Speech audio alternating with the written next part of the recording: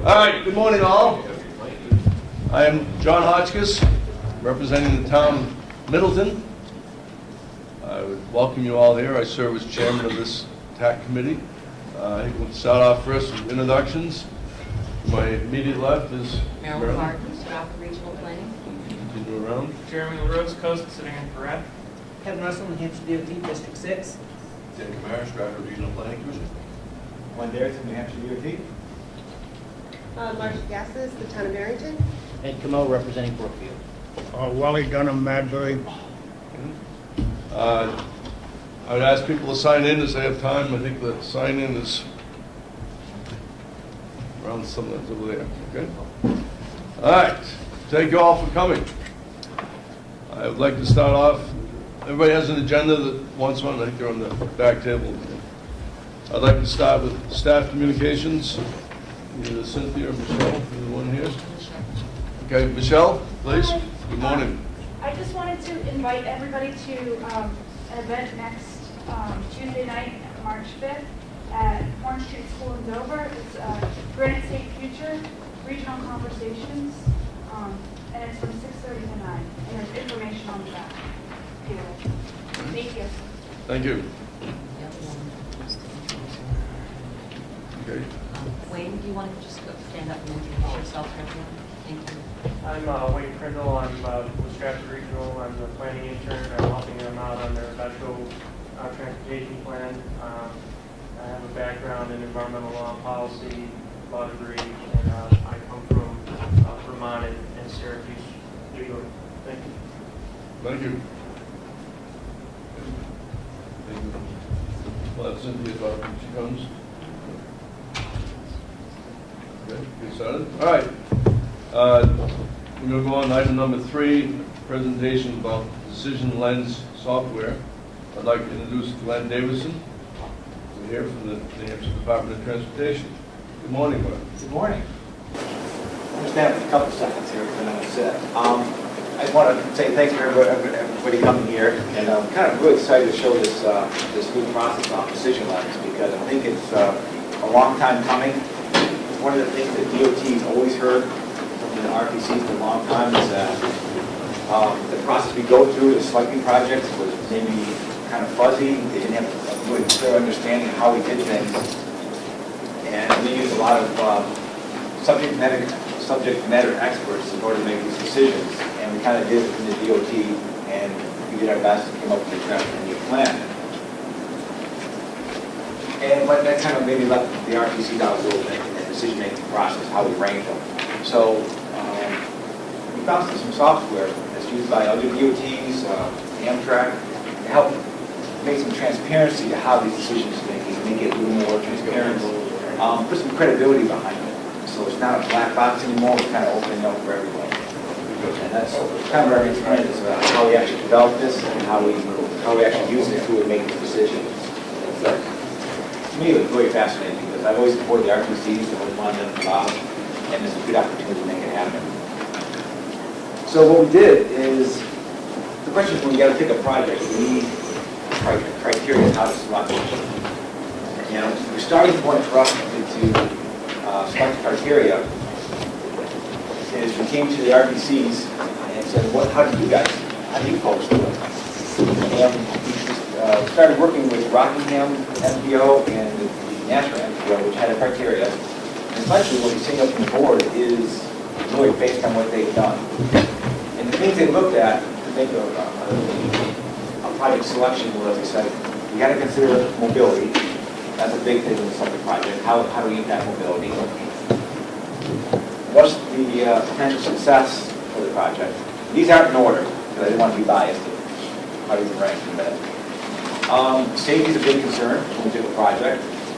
How is the project going to affect economic development, communities?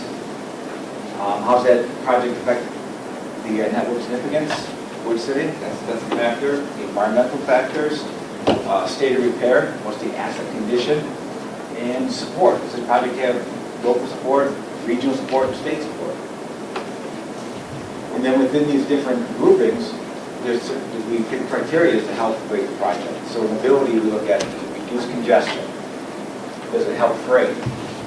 to support alternative modes, like rail, airports, and so forth. So we kind of went through all of them and came up with this criteria. And again, our lines are based on what the Regional Planning Commission were doing. That's a great start. In fact, DOT did this, but we did it with subject matter experts. We did the document of how well we put it. So the way decision line works now is now that we have these different criteria, we don't think they all have the same weight. Some of these factors may be a little more important than other factors. For example, safety might be maybe a little higher support than the network significance. So that's right, they're all different, but how do we know exactly what the difference is? Well, with this tool, it helps us to make that decision. And the decision is done from a collaborative effort among all the experts. And the way it does that is through a pairwise analysis. And actually we'll look at, compare all the different categories up there, and we can kind of weight them as a group. And I'll show you how we do that. And once we look at that process, now we have different weights for each of the groups. And within each of the groups, we have the criteria, and then we go through a process. We actually rate the rating scale. For example, mobility. We actually weight to reduce congestion, freight mobility, the alternative modes against each other. So each one of those carries a weight within the category. And again, that's not through kind of a voting or consensus type of process. So once we have those, the idea is that we take each of the projects that we're going to be evaluating the 10-year plan, and we use these rating scales, the elements there, the dark green boxes, and we rate each project at a scale. Typically, we scale 1 through 5. And right now, the DOT is in the process of developing those scales. We should hopefully we'll have something about a week or so off for the RPCs. So what we do is we basically rate the project with the scales, and then from there we can run it against the weights of each of the categories and against the groups up top, and that will help us rank the projects. Again, we think this is a very, very transparent, give a lot of credibility to this draft plan. So what I'm going to do today is kind of walk you through all those kind of stuff that I'm going to do very quickly. Is there any questions right up front? Going too fast? Too much, too little? Yeah. We came up with the categories, the mobility potential. That's based on the Regional Planning Commission's criteria they use, especially Rockingham and Nashua. This is the criteria, it's based on their criteria they use to select projects. So you just got it that way to be consistent? Yeah, my understanding is the NPOs are all trying to work together to adopt a similar one. And Rockingham Planning Commission started it, Nashua got their input and actually adopted it. And I think, I don't know how to say how close it comes to yours. Yeah, well, I think it was an NPO effort, so it was 4 NPOs, it was about 2 years ago now. We wanted to develop some project selection criteria, but one somewhat standard across regions, so we're not ranking projects in one region different from another region. But where he's talking about Rockingham and Nashua, I think they took it one step further and actually developed some very detailed documents to go along with it. We never really got that far in this region, but what we have is very similar to what they have as far as these criteria. It's a good collaborative effort between the NPOs and DOT to come up with these criteria. These also, we had a called lead problem. I'd just like to also say the criteria are reflective of the planning factors in Safety Lou, the highway reauthorization, and MAP 21 carried those forward, and also the planning emphasis areas. So it's all an integrated approach based on the reauthorization. So Yeah. So it's easy to add categories, so you could make it even more comprehensive. So This is all flexible, right? We It is. control the whole system, absolutely. Yeah. Thank you. And Dan made a real good point that I want to thank you for, is that, right, because we're doing it this way, we're asking the MPOs to use the same criteria. We're using the same criteria for the projects across the state now. We're not having each planning commission use something different. again, that's a big win for us. And the DOT and all the MPOs use the same criteria. That's the first time we ever got it to that level. I'll stop there. All right, so I'm going to jump in here now and kind of walk you through the software and how the software actually makes all this happen.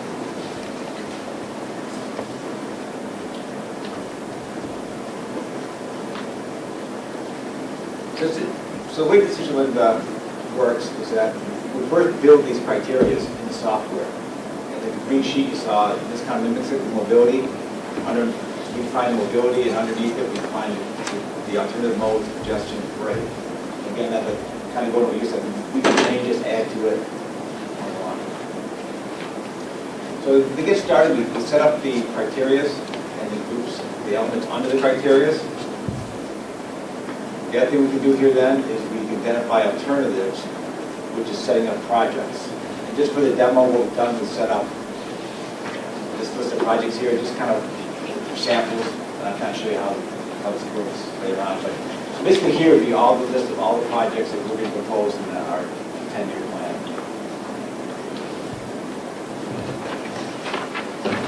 So the next thing we do is once we develop our criteria, we have to establish priorities, like I talked about. The way we do this, again, is through a voting process. And what we do here, what we do here is those category groups that I showed. One of them was mobility, and the other was potential for success. So what this screen does here is basically asking different people voting. So you can use these little keypads. You ask yourself, which is more important to the transportation system, mobility or potential for success of the project? Then you ask yourself, how much more important? And if I was user one here, and I think that mobility is probably more important than potential for success, and see, I'm going to say it's moderately more important.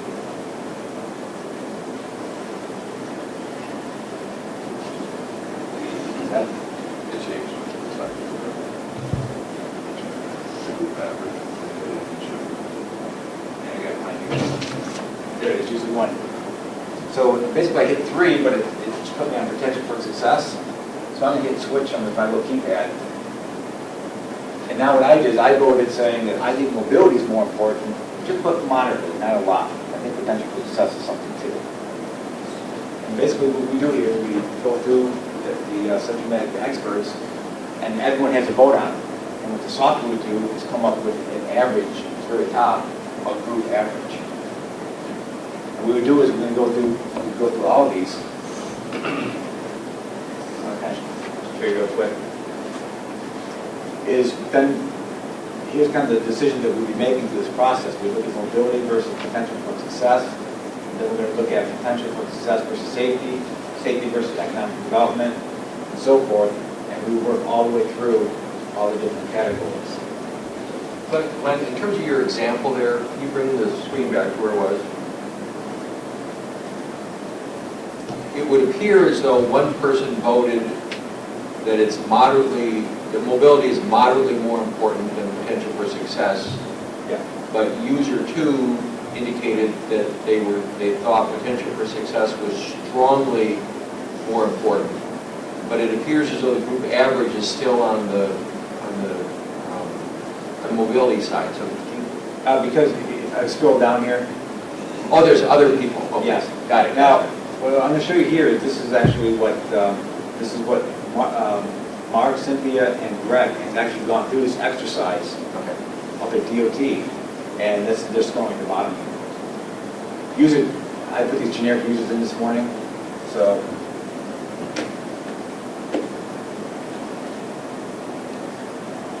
I was playing with it, that's why I don't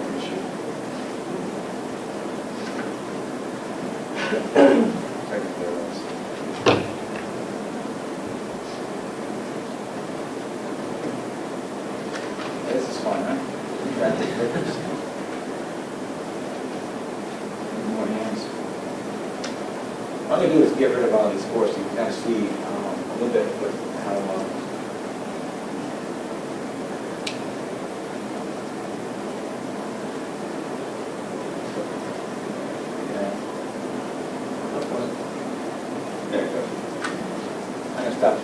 Does everyone get an idea how they work?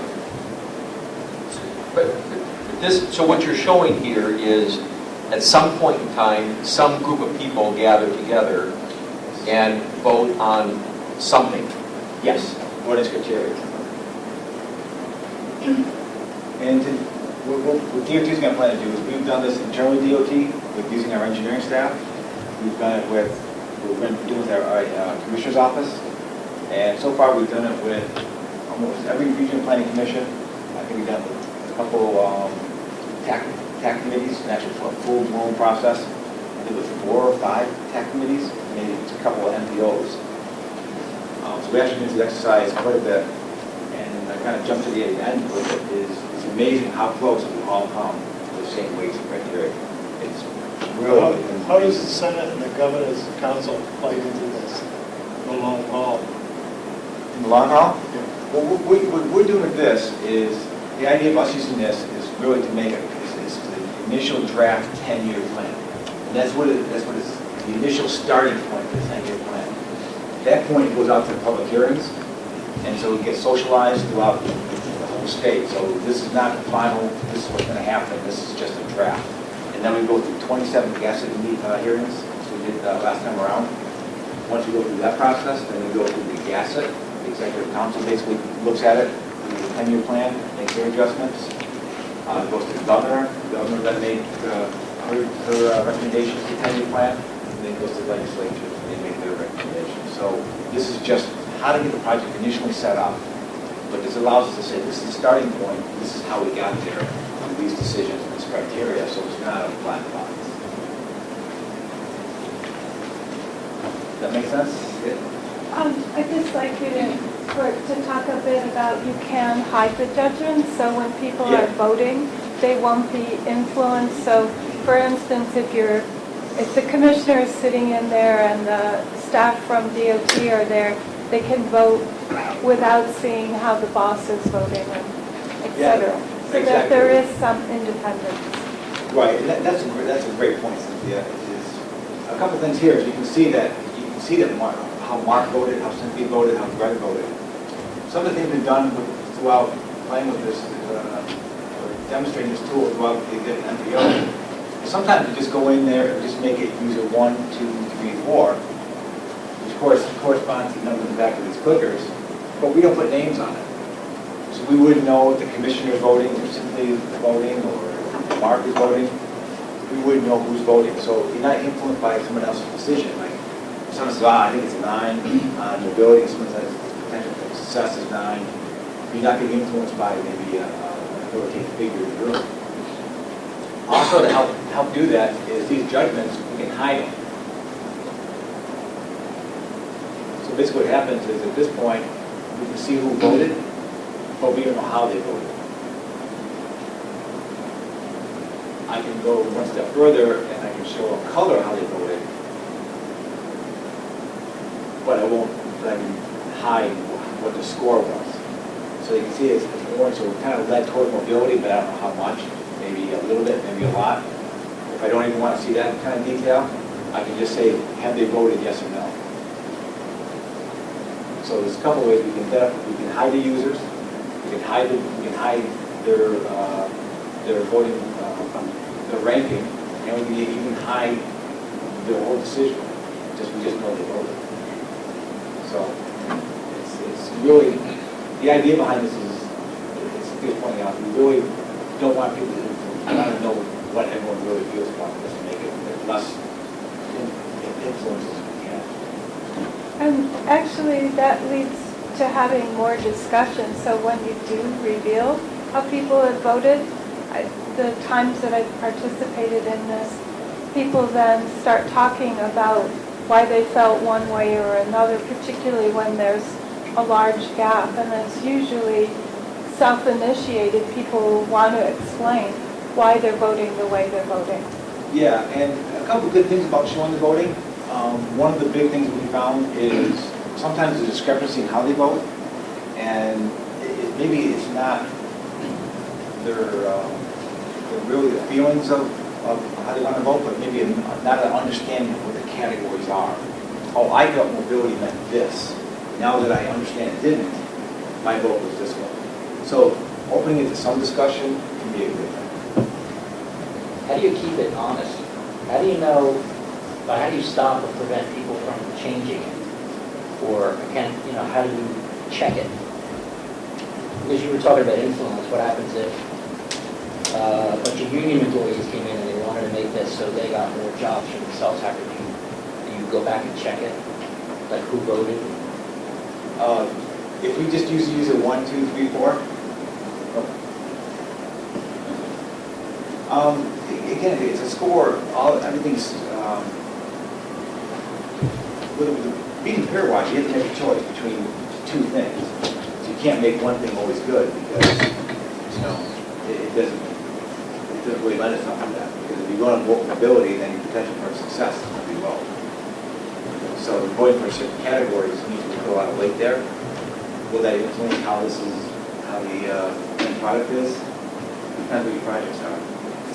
So it'd be hard to game the system, I think, with your client. It's really tough because depending on just basically we would say these projects are selected versus these projects, and based on what your feeling is how the projects really support the transportation system, it's what's going to come out. Yeah, we thought it's pretty tough to game with the way you're going to give up something by going one way or the other. I'm not sure right job or whatever is really benefit. Good question. Any other quick questions? Yeah. Glenn, just in terms of sort of, and maybe you're going to be getting into this in terms of the big picture, but I mean, to sort of follow up on Ed's point, if you had a group of planners doing this scoring in one room, and you had a group of transportation engineers doing the scoring someplace else, it's not unlikely that the priorities of those different groups would be different. As I'm understanding, this is not a matter of deciding right or wrong, it's a matter of attempt for the Department of Transportation to provide a tool that helps various groups identify what is important to them. But in the end, the department is going to decide on the basis of the input from however many groups you decide to get input from, where the ratings or where the rankings actually, where the weighting actually is with respect to all of this. So this is not a matter of making a decision. It is a matter of gathering information about where people's priorities are. Is that fair? I think that's very fair. Exactly. This is not. It's taking people's opinion. Again, what's nice about this software is it takes qualitative as well as quantitative information, and basically it's subjective information and about to rate it versus quantitative allows to rate it towards a project. And that's exactly what it is.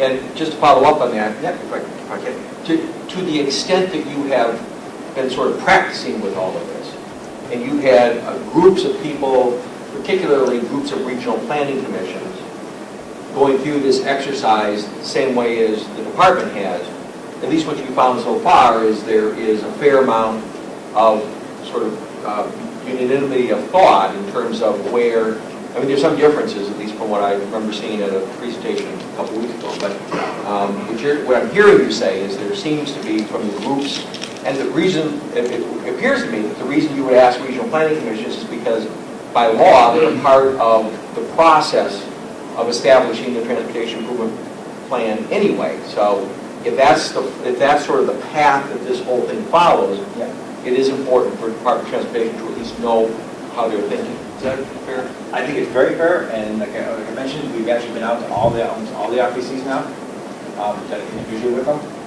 and so we've been to the RPCs, we've been to some of the tax. And the purpose we did that was to answer the exact question. How different is a group of engineers going to rate it versus a group of planners? And we do think different. I'm on the engineering side, and work well with the RPCs, but we do think different. And you're right, we definitely, what was really surprising is how close we actually trend along the same train of thought. And I do have a slide that actually shows all the results of everything we've done so far, and the average of DOT versus the RPC and NBOs.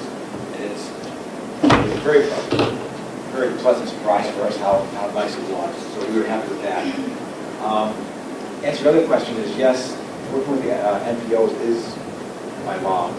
But if you look at those criteria, especially when it comes to things like economic development, I got cheat for a second. Some of the environment, economic development. There's categories like that that really, DOT, we know we don't have the expertise.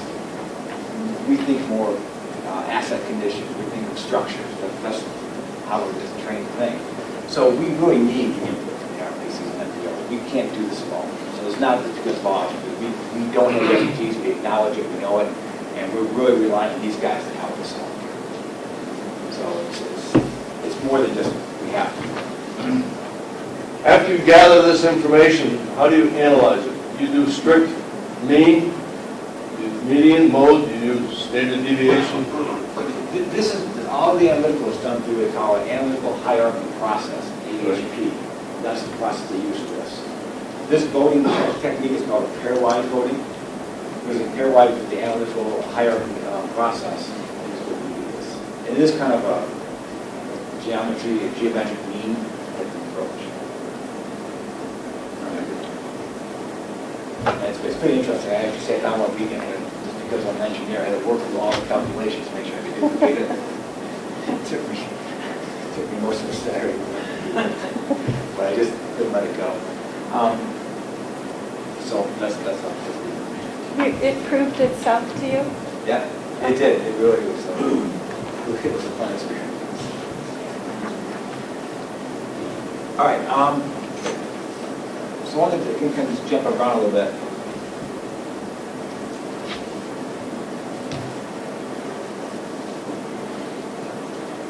So as we do is that the next thing we can just kind of go walk through all the different scenarios. Back up to see.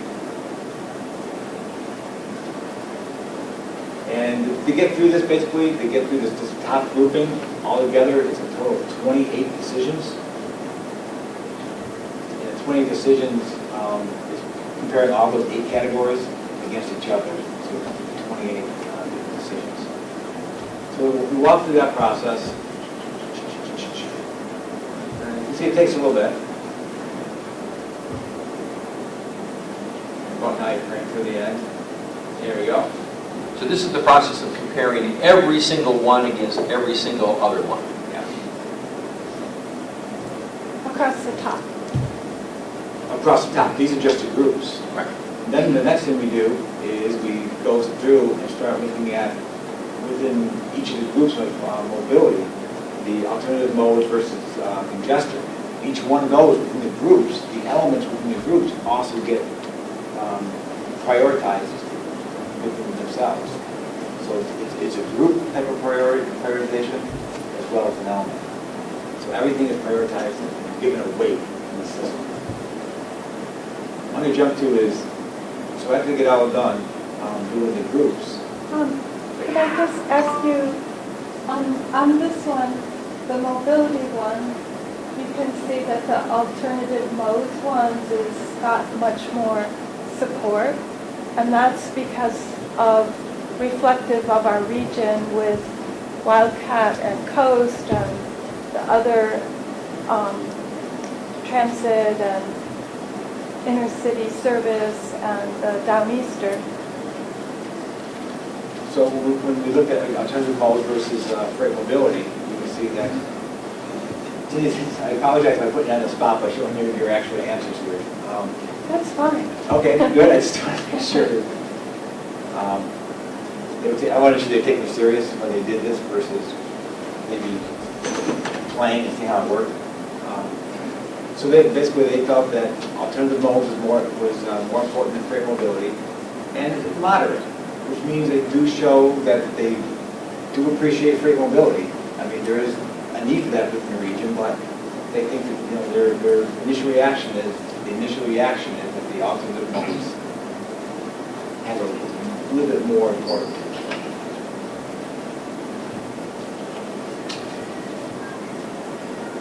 So I'm going to jump back to the. Thank you. No, that's great. Jump in. Yeah. Really appreciate it. And any questions, just please let me know.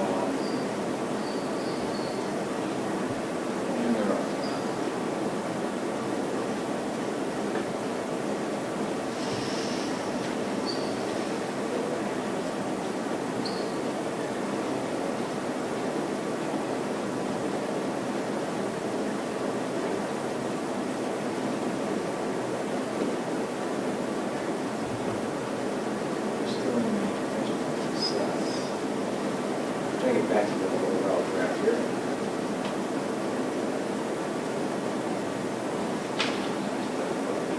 And then back a little bit. And the decision goal, that's what I was looking for. So what I'm going to show you now is that after, let's do the figures, let me get it on here. There we go. So, water. That's about 60 minutes now or something, right? Yeah. So looking at all those categories is what came out of the exercise with the Stratford Regional Planning Commission is state of repair for our highway system is a high priority. It's about 21% of the weight for selecting a project. Safety comes in real close at 19%. And mobility and the environment, which are very important to the region. And then we start going down to the network significance, the support for the project, potential for success, and the economic development.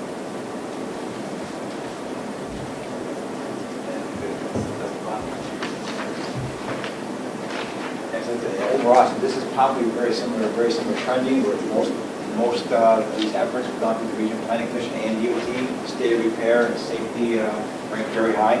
I think with DOT, actually safety came on top. And our mobility and network significance, I think, were number 2. But you can see the ranges are all pretty tight, environment being 13%, and then with the significance being about 12%. But could you talk about the alignment and the total inconsistency? Yes. Yeah. There's 2 categories here.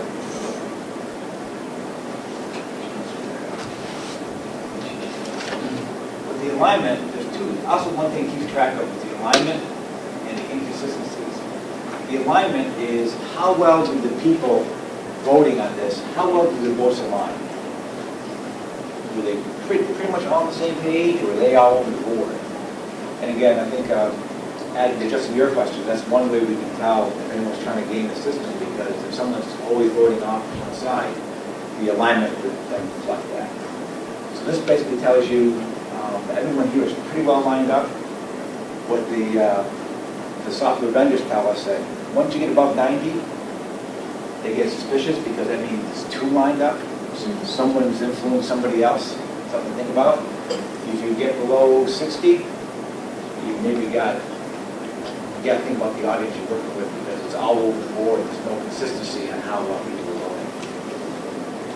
And then total inconsistency is how well one category ranked against another category, how out of whack it was. If state of repair, a lot of them was the top one, half the time, the other half the time, when you do compare A to B, B to C, how lined up are those decisions? You need consistently keeping one more than the other. And again, you want to keep that under 10%. So at 2%, it tells us that these were very consistent where they voted. They knew which ones were the region's priorities. They were the thumb on the pulse here. And alignment means the planning commission here, they're all on the same page, and they understand what their needs are in the region. So thumbs up to these guys when they know what they're doing here. Could you talk a little bit about the economic development category? It's obviously at the bottom, and I was looking at the criteria that were, the two factors. It's kind of a hard category to get at, and I'm wondering if maybe there would have been a better way to get at it, so that it might have rated higher. I'm just surprised that it's so low. Maybe that's just. Yeah. You get the definition. That is a tough one, because a lot of economic development is a subjective rating. It's a tough one. If it had been less subjectively described in these 2 criteria, maybe it would have been higher, if people could have gotten a better grip of it. Because it's always one of those issues that seems to be, when you say the importance of transportation, you think It seems to go low. Yeah. It does happen to do that. And again, partly because I think I think for certain groups, I think it's very important. I think it's an important factor in this, but again, it's ranked against everything else. Definitions may be an issue, and we try to socializing this, socializing all the criteria to all the regional planning commission. As a group of 9 regional planning commissions in the DOT, this is what we thought, this is what's been used in the past to judge the projects, and these are the definitions that we don't use very long. And there's always room for improvement, I'll give you that. Our starting point is what we're using. Sure. I'm saying, expand upon it in a second. Can I make another observation about that? I think it's really important to keep in mind the context within which we're looking at this. If we were to go to a community group, a city council, or a selectman, or a town meeting and say, what's important in your community? Economic development, the natural environment, transportation, that's a kind of a global voting thing about what's important for your community. All of these things, though, are in the context of transportation. So I think it's important to say that it's not a matter of economic development or transportation. It's how important is the economic development piece of the transportation piece of sort of your whole environment. So I think we have to be really careful to understand what the tool is actually doing for us and not interpret things that really aren't there. So at least if I was hearing the question, No, I that's... agree with that, yeah. I still would have thought it might have been a little higher, based on what I... I just wanted to add a comment. When I was doing this, sometimes if you think about safety factors and traffic congestion, and if you want people to stop at your store and they don't feel safe making the left-hand turn or pulling out onto the highway, so sometimes when I was thinking about this, I was thinking, well, what is it that's happening with traffic congestion? What does it mean in the context of the community? And if it means people feel safe to go out and go shopping and make all those turns on 125 or 108, then we have success, and it helps economic development. Yeah, so it sort of factors it in indirectly. Yeah, it does. And one of the hard things about these criteria is also is that each of the criteria and the elements we try to keep mutually exclusive, so that when we talk about city of great care of safety, we're not overlapping economic development. Each one can be judged, and that was a challenge. But you're right, though, it's really about the transportation system, not about moving traffic, not about it as much as developing businesses. I know what you're saying, though, and I think everyone, I tell you what I really found amazing about this. If I had to sit down myself and just take those categories and put numbers next to a ranking, and I don't think I'd come up with that score. But when I sat down and went through this exercise a few times, and I review it, I said, yeah, I guess I would say this, I did say this, I did say this. At the end, I agree that that's the right answer. Another thing we really were happy to see as a department is that the DOT's strategic goals, right, have always been safety number one, is good asset condition, is preservation, mobility, and economic growth. And looking at this, the top three fall right in line with our strategic goals. Which is nice, because it means that how we're thinking is how we know we're not out there on our little ourselves preaching these strategic goals of how we select projects. Any other questions? I was just going to comment similar to what Cynthia, when I look at especially like mobility, that affects your general economic climate if people can get around. And then I looked down at economic development, and if you were rating a specific project, maybe it was an improvement dedicated to a specific type of development. And so that's why where it's so specific, it carries less weight as opposed to the safety of mobility and general infrastructure. Right. And that comes to brings up another kind of observation I've made personally is that a lot of times when we get projects in the planning commission, they really focus on a local kind of perspective. When we do our draft 10-year plan, it really is a statewide transportation plan we're trying to develop. And this is the first time we're really trying to bring those two sets together and rate them and one group of projects. What we plan to do is, we build that draft 10-year plan, I don't think I covered this yet, is we're going to add, the RPCs are reaching out to the communities and getting the projects using, need to go to the 10-year plan. And what the RPC is going to do is rate those projects using these groups of criteria. We're also going to give them our list of projects, which is the projects from the 10-year plan, plus anything else we think needs to be added to it, and ask them to rate our projects also. So it's not going to be their projects, our projects. We're going to give them all the projects, for the projects, you folks that you want to go in there, plus the projects for the region. Just make one list for us. That's what we're asking for, one list. And then rank that list. And then they can see maybe where they're going to see about where probably what's going to end up with the economic office with the 10-year plan. Also, things we did, we also gave thresholds saying based on historical data how much money has come into this region. They're saying about this much money is coming in, so when we start ranking projects, you can draw that line somewhere on that list to say about these projects here are most likely to show up in our region. Then we have to do like that amount, something 20% more or something. Are you going to show us the Durham New Market project? Did you bring that with you? In the sample one? Yeah, I do have the sample up there. I can kind of show you. Okay, thank you. Just a sample data you're talking about, right? Yes. Okay. I got some sample data. I can show you how this weighs it, make decisions from it. Is there any questions on how we set the criteria up, how we rank them and weight each of these within the groups or the elements? Does it make sense? It seems like it's a fair, open type of process, justifiable. Go ahead, say it.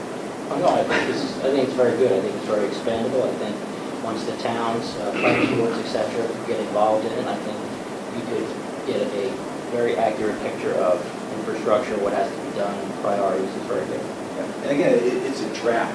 When we go to the public hearing, if there's things that this doesn't pick up, we know we're not getting every factor out there. So through the public hearing, hearings out there, any projects that didn't show up, that we think strongly of, we definitely encourage the public to come in and speak. This is a good software you started this year. Yes. And what did you use for in the past? And is that passe or what? Well, we did, I tell you what we did is we used a lot of expert judgment. We had a list of projects, and we sat down with engineers and input from the regional planning commission and said, okay, we think these projects, they think these, what, based on a lot of institutional knowledge, using subject matter experts like our bridges, we use our bridge folks, pavement, we use our pavement people, general roadside assets, we use our operations folks, and said, this makes sense. And we just went back and forth, and then we came up with a draft, knowing that the draft would go out, and then the hearing process would make changes to it. But a lot of it was because the 10-year plan, it's kind of a running list, so it's been socialized better than quite a bit out in the public. So we just take that, and we add the projects we think we need to add, based on what we think, based on what the RPCs did, and kind of say, where do they fit in this ongoing list? The 10-year plan kind of is just kind of a living list that gets updated every 2 years. And that was kind of the process. But over time, it's, well, how those projects did initially, we have a tough time answering that, honestly. Let's remember why it was selected. This is going to help us say, why was it put in there? We can go back and look at the project, look at the scoring, and say, oh, this is how we rank by the DET and RPCs. That's why it fits in here, and that's why we have it there. I just one other question, but is it possible that at some point in time, for example, if economic development sort of across the board is seen as pretty low, and if the assumption is that it's because if you have good state of repair, people can get around, and if it's safe, they'll be willing to do that. Mobility, that economic development is such a subset of all the rest of it that it might make sense to eliminate that particular category. So that's one question. The other might be, again, support and potential for success, again, being kind of that lower tier. Might it make some sense at some point in time to have those issues decided at a different level. That it's almost like a switch on or a switch off. If the potential for success, because whatever's being proposed is in a huge wetland area and it's never going to happen anyway, then why have we put it into the sort of evaluation category? And the support, I mean, I'm not sure exactly what that means, but I'm just wondering whether or not there might be ways of refining this that will help focus more on the areas that people see as being important. I agree with that. And I think you're right about the first statement is that because people weigh like safety versus economic development. Well, the road safe, that's going to support this, and that's where it's about. Your first reaction is towards safety is first. Because I'm going to get some benefit over here, and I think that, like I said, you're exactly right. That's why it's probably ranked low because it probably inherited something else above it. Then the question is that we come up with the scoring for them is we rate the projects against it. Right now, I'm working on the rating scales for that. The question is, lower scores, do you make it a simple, how much detail you go into rating, how much effort you put into it to get to low weight. But we want to make sure everything is represented here. And by getting these weights out there, these people know that how we're focusing on state of repair, safety, mobility, the environment, that these are things that we should probably focus on. But if I take it off, again, it's going to raise questions of why, and we can justify it, but I think that even though it's low weight, we're still getting in there. Thank you. I think that's a good point, though. If economic development was included under some of these other criteria, and it was taken off, I mean, obviously, you're not going to just change this now, but because to me, the message of this, if someone interpreting it very quickly, not understanding the context, as Ken said, they might think, oh, well, it's not important. Yeah, that's a good point. Because it's so low, that it's almost deceiving that we don't care about this. I think simply do a great job explaining why. But again, what I like about this model here, one, it does cover all the bases. Two, it's very reflective of what the RPCs and the MPOs have been working on in the past. It's consistent, which I really like. And for now, I mean, this is our first step at it. I want to give the DOT and RPCs a lot of credit because we started this process about 8 months ago through a lean initiative, looking at how we do the 10-year plan and the 10-year plan process. And we went from where we were, kind of a black box, you guys get your information, to an open, transparent system that allows RPC and DOT working together as a team to make this happen in 8 months, finding all these criteria. And I've never seen a project move this fast. And I think the reason it's moving so fast is because everyone really sees the value in it and just making it happen.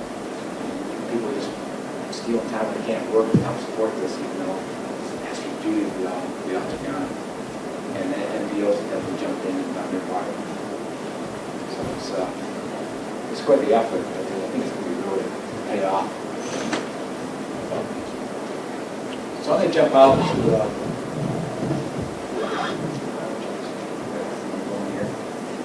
so what we did is we established priorities.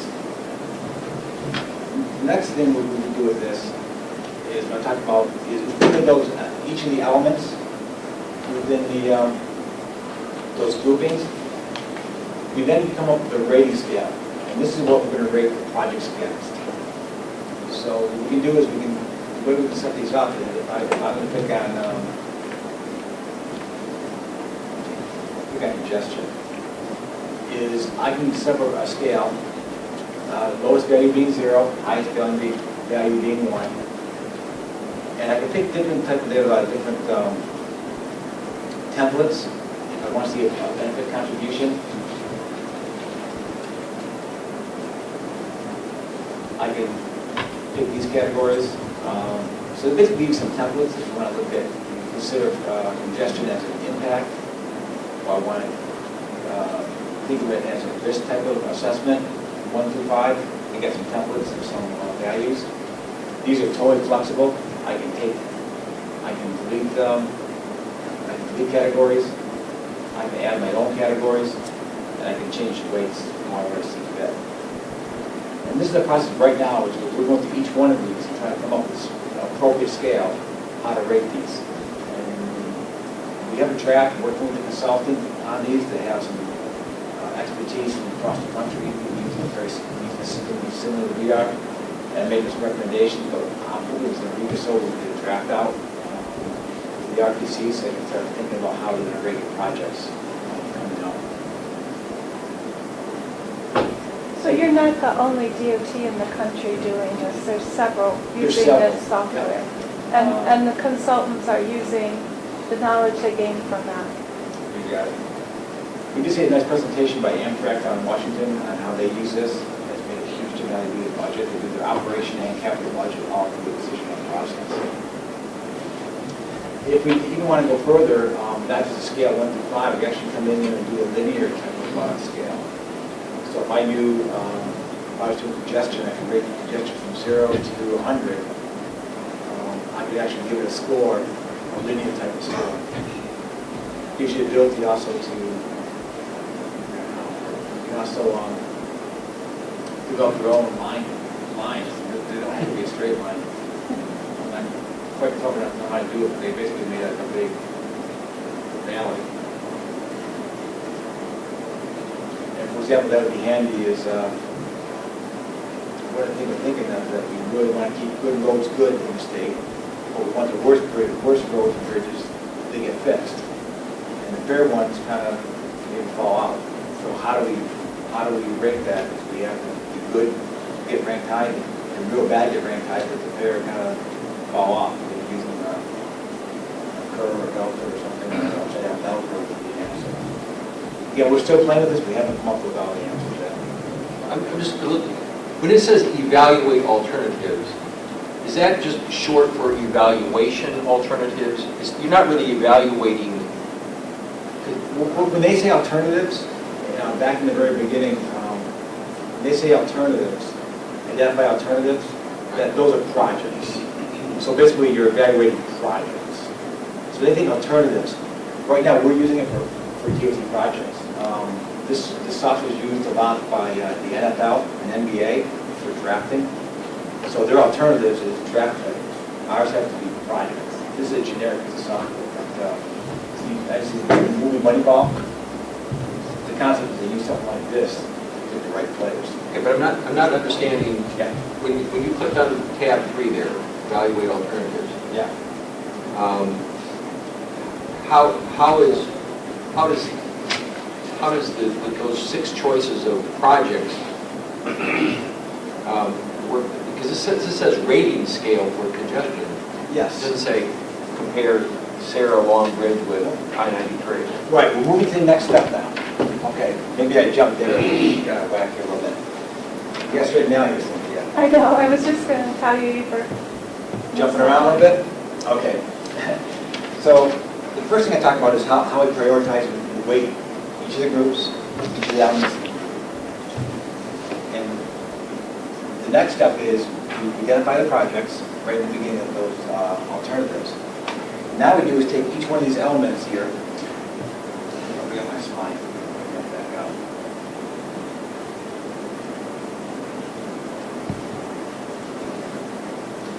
So now what we're going to do is take a list of the project for 10-year plan, and we're going to look at each of these elements now get a rating of 1 through 5. And we take each one of these elements, reduce congestion, fair mobility, alternative mode, develop a weighting power, like a rating scale that can be applied towards the project.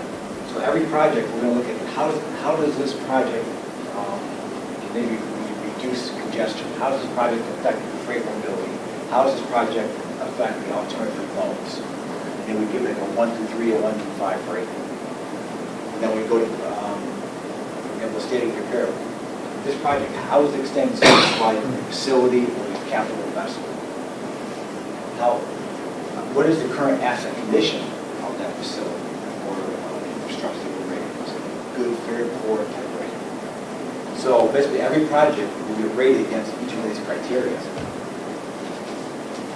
And then that's what we do now is we have a score for each project element that's weighted within the element group. And then the element, each of the group gets a score. And then each of the groups get scored against all the other groups, by the way, dispersed out. And that's how we're going to come up with project to work on. Based on that number comes with value, varying between 0 and 1.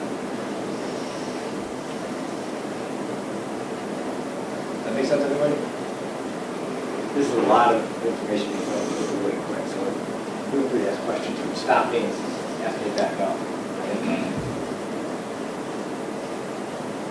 So, Glenn, you've had groups that have identified, again, the relative priorities of those categories across the top.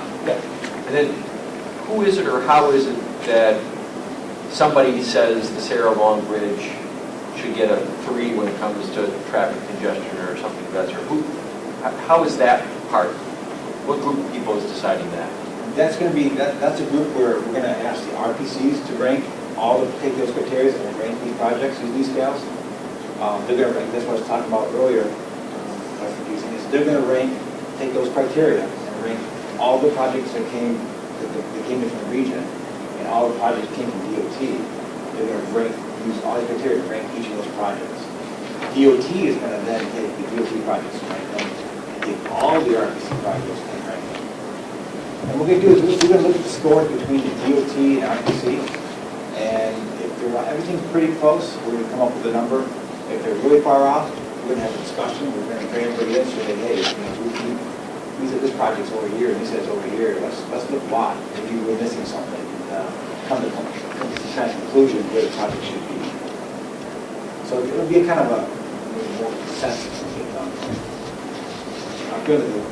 My guess is the way we ranked everything and all the criteria that I think we'll be pretty close. But we're going to get everyone's input and we'll go back with the discussion.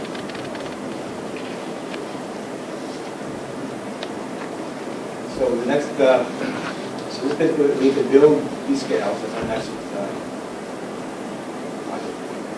next effort.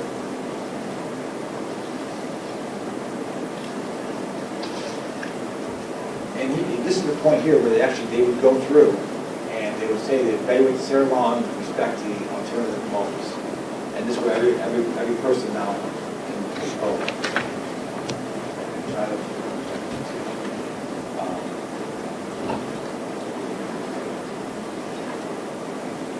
there would be a scale. I think I'm sure we'll never. I think we did the Durham Newmarket. The Durham Newmarket one? Yes, we did. Right, we'll find that.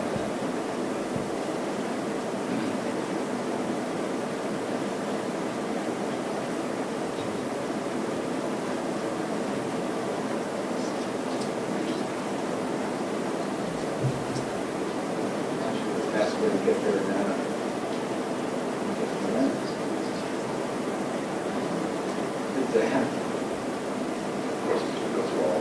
Yeah.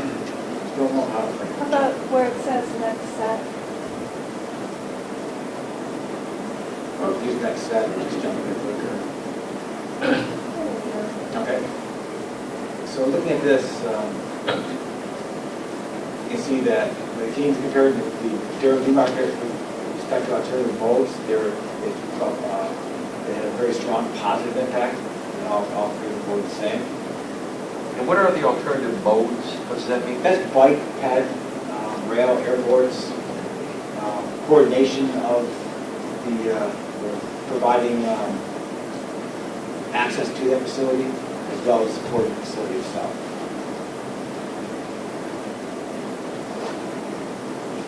In terms of congestion, I see the ranking there.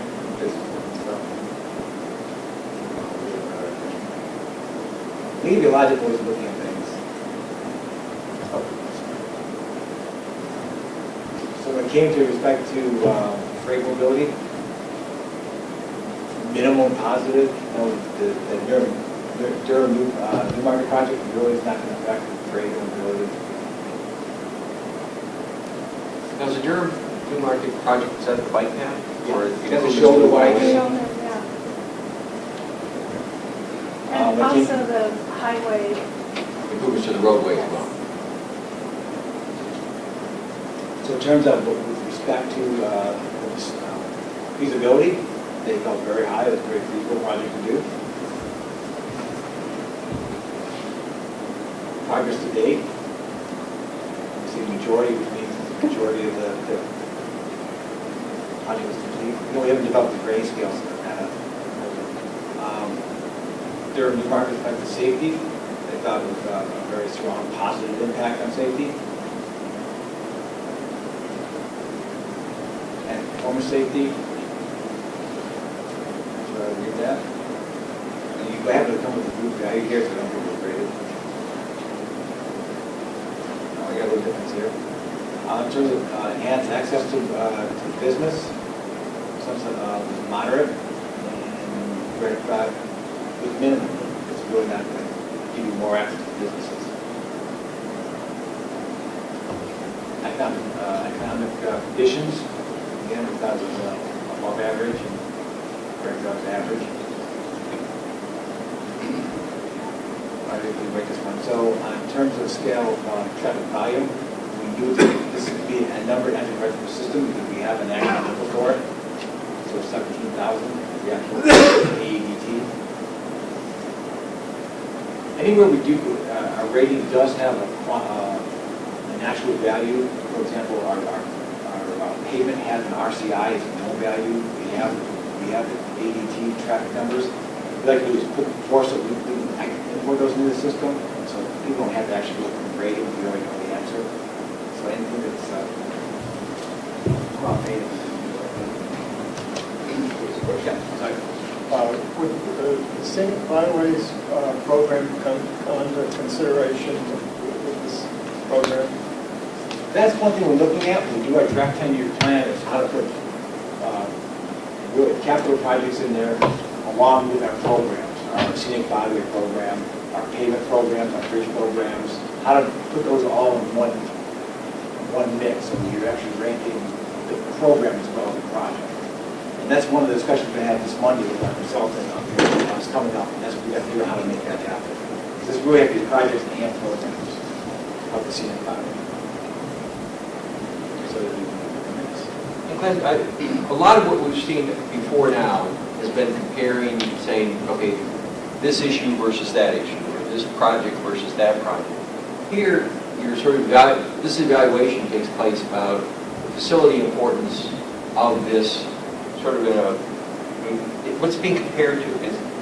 Now at this point, we're rating the project. How does this project rate with the criteria we established in the first part? So we're rating the project at this point. So now we're looking at this project, how does this project score using the groups and the weights that we set out? Right, but I mean, theoretically, we talked about gaming the system earlier. I mean, if somebody says everything is critical, everything is critical on all the projects, then your tool has been useless. It really hasn't helped. If everything is right, we have to rely on some judgment being a fair value. And again, this is why we're doing the DOT's going to rate it, as well as the planning commissions. And if we don't match up, that's when the discussion happens. Boy, we say, we rank in different places, and one of the RBCs comes in, that's Stratford, comes in, and all projects are rated as high. Well, how do you justify that? And we have a discussion. It turns out you can't justify it. Then we have to consider how we use the weights long term. But in light of the last cycle of the 10-year plan, and back through to 98 when this project was approved, last cycle this was the #1 project in our region. So I think it's reflective of the position that it's had historically and in the last ranking that we did in the last cycle for the 10-year plan. It is, yes. Things get out of whack, so we have some kind of safeguards in place to see that it doesn't make sense, and we can pull it out, the outliers and question them. And it's a living 10-year plan, we can get all the scorings. Hopefully we'll bring everything in. So basically this is the process they go through. And again, the same type of voting, we can actually we can hide it. So all they see is they score it, or should they color that. So there's some we can't hide the results and make it a little more fair. Again, limit the influence. I think it's that's what we're looking at. We also got, we had comments in here, we just wanted the comments and what people were thinking.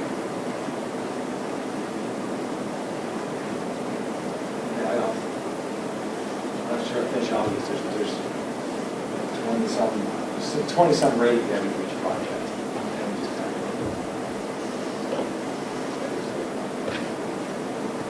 So greenhouse gases, that was wrong with that. Then we get all done with this, what we do is we rate them all, and we do a sensitivity analysis. So if I look at the Durham Newmarket project, what it's saying here is that when we rated all the groups, the mobility was about 16% of the weight, potential for success was 6, safety was 19, economic development was 5, 12, 13, so forth, down to support being 6. And then each one of these weights against the scoring, doing the math, come up with mobility was 0.109.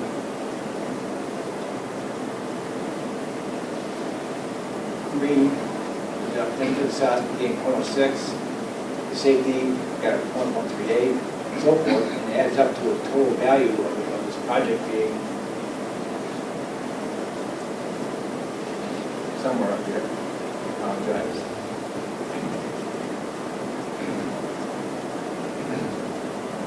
.695. Do you see it somewhere up there? Yeah, just to your left. It's right there. Thank you. This is where I go. So the total score of the project was 2695. And basically, this is how we go through all the projects in the 10-year plan. It's going to come up with the value of the project. And then there, we can start looking at how those projects rank against the other projects. And the question is, too, we get all done, too, that some ability is look at, right now we're saying that the mobility is 16. But say someone's an economic development, it really needs to be more important. So what happens if we made it more important? How do we affect it? And we can basically change these to play the what if games, see how projects do different if the weights of score are higher in our categories. So it gives us some ability to play the what if game and look at various projects. So that's a multiplier effect. You're taking the original score, this out here, and then you're taking the ranking here. And I'm increasing the ranking, and it'll increase that one by so much, and the proportion will decrease all the rest by But their... does it proportionally increase, or does it decrease them by the original ranking? So if something was 20% and something else is 5%, does it reduce the 20% one more? I think that's what does it, reduce it. You watch the... so the mobility was managed. You see how the other ones are decreasing, this increases. It's not a proportion of the inclusion of these.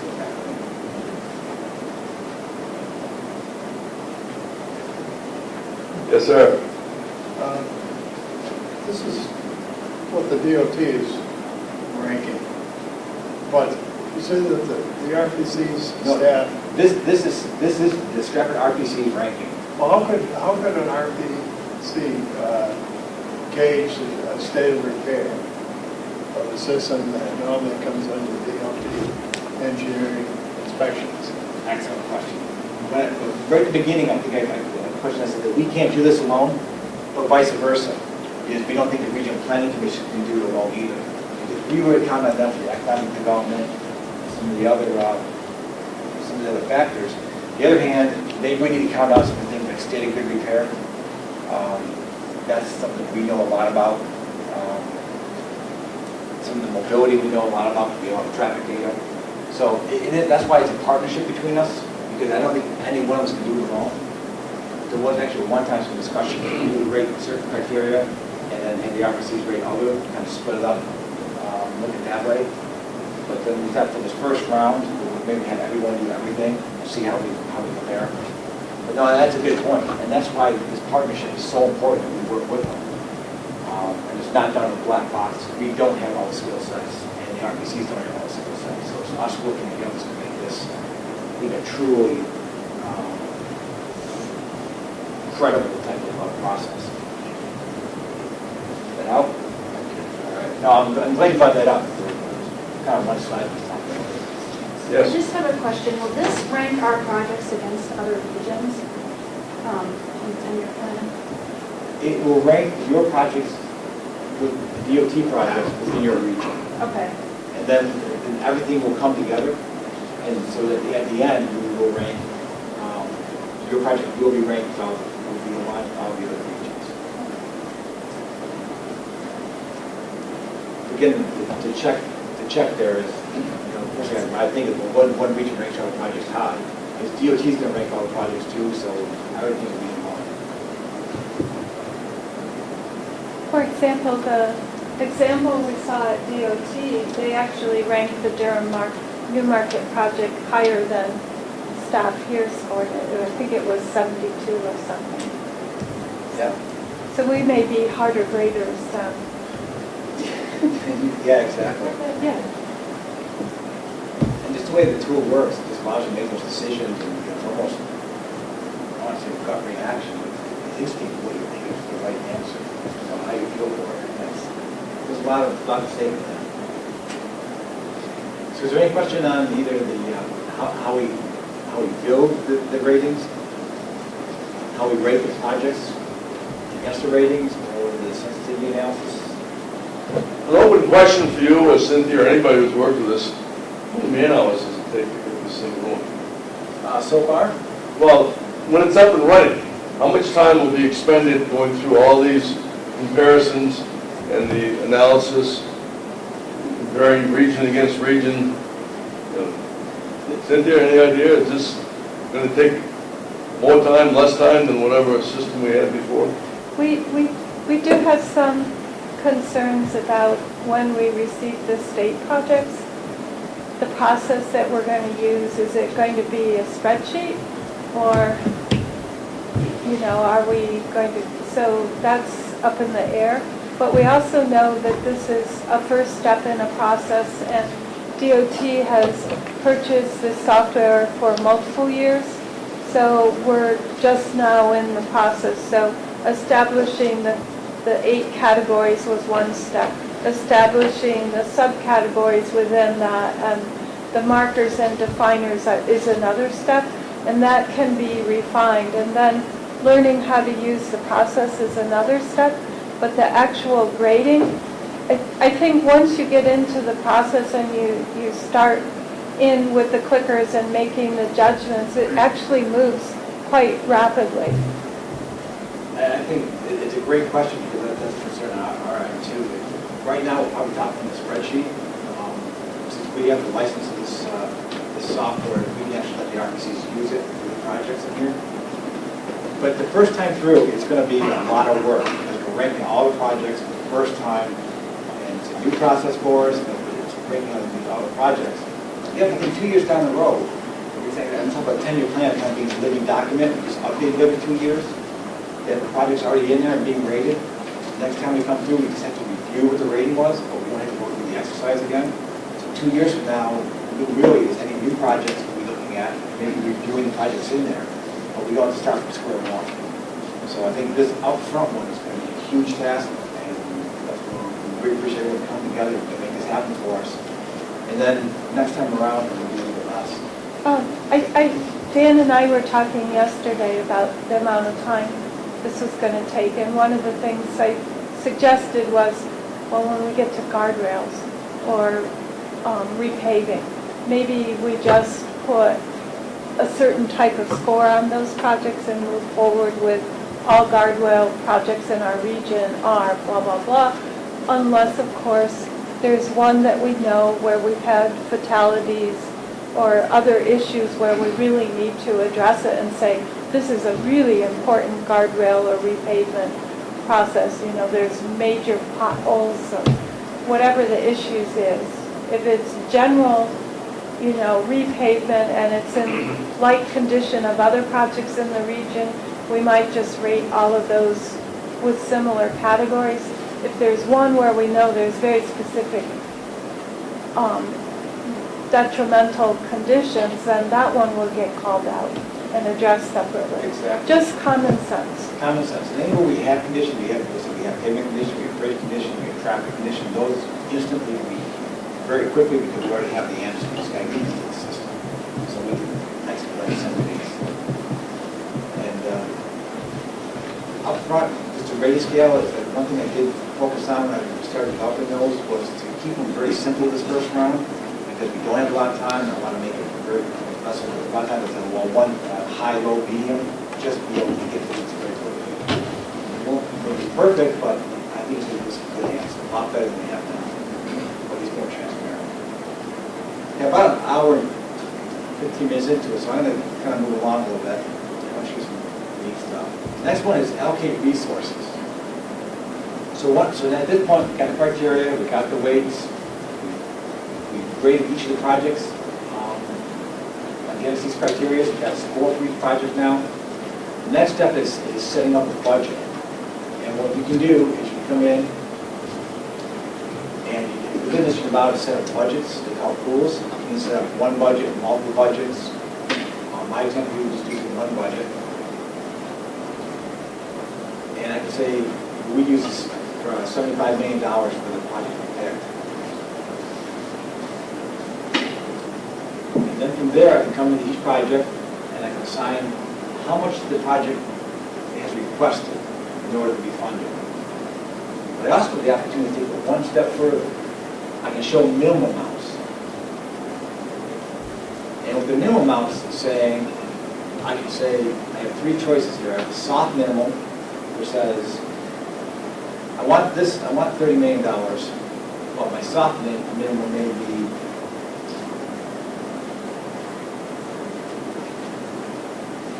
$20 million. What we're saying is that if I can't get my full 30, I can take 20 and I can get the project started on. Maybe phase the project kind of thing. If I can just start the PE and right away or something. So give me a minimum and I can get started. I also going to be able to say, give me a hard minimum. If you can't give me at least $20 million, take my project off the board. I can't even get started on my $20 million.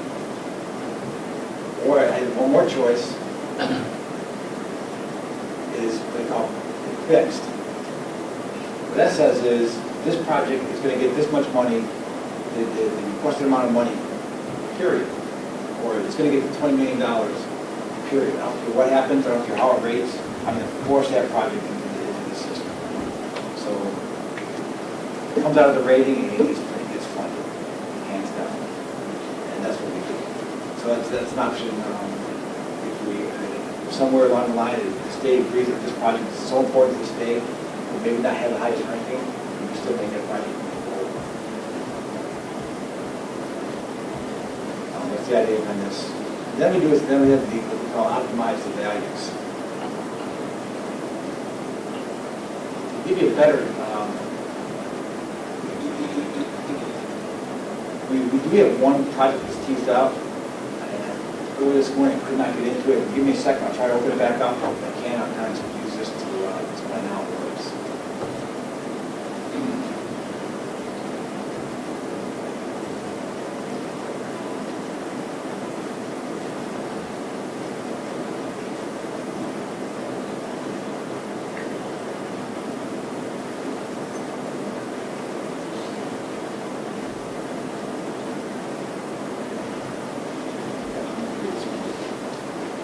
Just a quick question about the forced funding with DOT. Do you have a general methodology or general thought about how that might happen? Or there are already certain projects that you might see as forced funding? Some of the forced funding, some of the ideas we have for that is there's certain projects we already have our 10-year plan and that are already underway. For example, we have all the projects that are in the STIP. Well, they're already underway, so those projects are going to move forward regardless. So we can basically force fund those, which meaning that those projects we already have in the pipeline are going to stay in the pipeline. That's what we see the forced funding being, how we're going to use it. And we have the other option, maybe use forced funding, has been just discussed briefly, is some of the big programmatic programs like our pavement, we all agree that we need at least so many millions of dollars of research to happen in the state. We don't know how to judge it against other projects, we just force that preservation program into the system. And that's another way of maybe using how to force things. But we haven't really got down that far yet. But definitely fortunately for the projects that are far enough along that we say these have to be going. We're not going to take the Sarah Long Bridge project before us, the Memorial Bridge, we're not going to do that up now, of course. So that's the type of thing. I can't get into the exercise. I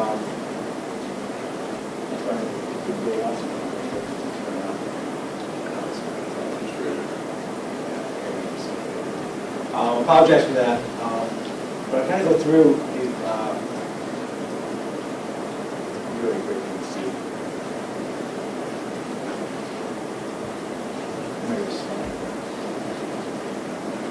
Yeah, what we do is, basically what happens is we come in here, we have our value, we can optimize the projects. Other projects start out here, hit optimize. What we'll do is then, with the available funding I gave it,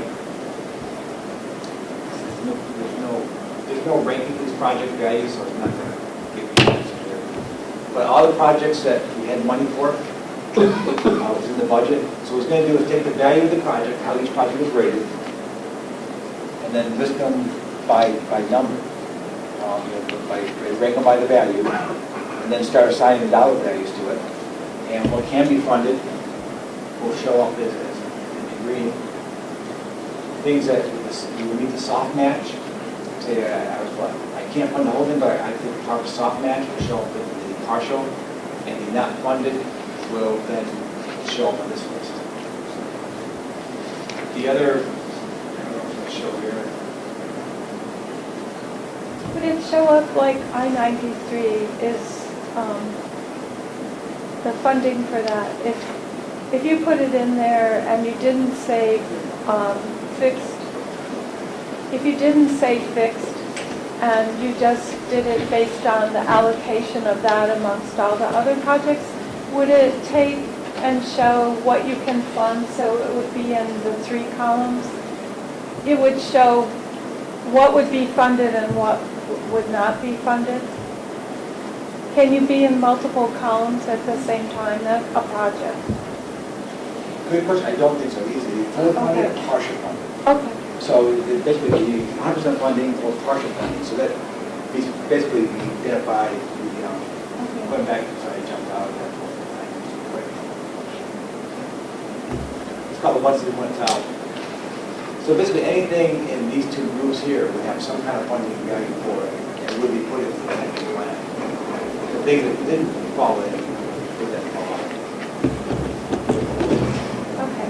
So it's a lot, I guess what I'm trying to address is a lot of the projects have phases. Yes. And that's where the soft, going back to that, that's a great question. The reason for this soft match here option, it says the soft match thing. If I only need partial money, only the first phase of a project, to make that project move forward, how much money is that? How much money do I need to do that? That would be the soft match. So say if I can't give you the full 30 million, I'll try to give you at least 20 million or some portion. You say that's a hard minimum, so if I can't give you at least that much money, I'm going to basically put you can't fund part. So soft means this is, you look at soft minimum, but you're flexible with anyone who take any money would like to have that $20 million. So you have some flexibility.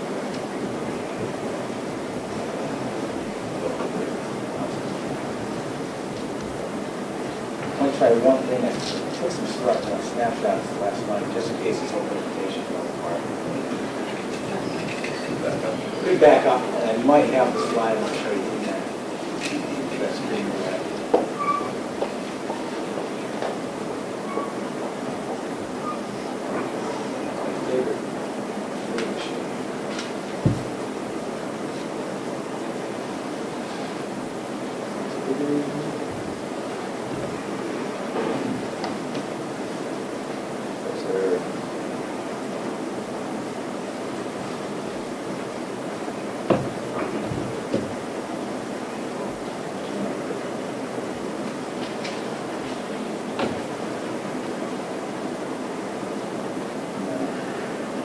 value that doing that. What's really nice about some of these is that also on top of just using a value, just a value rating project, it then takes the next step and does a return on investment. I'm not sure what this. It basically says, what's your value? And compares it with the cost. It comes up with that ratios, and they can rate the project by return on investment. So even though the project score is very high, it may have such a huge price tag that the benefit cost ratio is just not there. The project would then get ranked gold.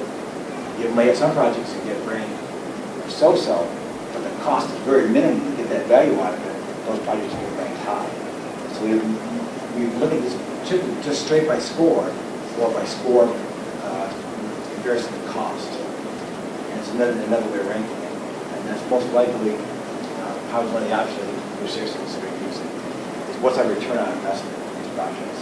Yeah, and on the demonstration that I saw at DOT with these projects, the Durham Newmarket project actually had a great return on investment. Yeah, that's exactly right. So Newmarket, when you saw, some of these projects we rank are ranked like 0.8, 0.9, Newmarket I think you need 0.67. But the cost was so minimal to get that 0.67, the project actually ranked very high in our score. Just with little money, we get a lot of value. When you talk about return on investment in this public environment, are you talking about a transportation improvement and somebody, someplace is determining what the economic benefit of that project is? Well, what it is taking the scoring that we just talked about. So right. the RPCs go through all the projects, they rank against the project. It's the sensitivity model here.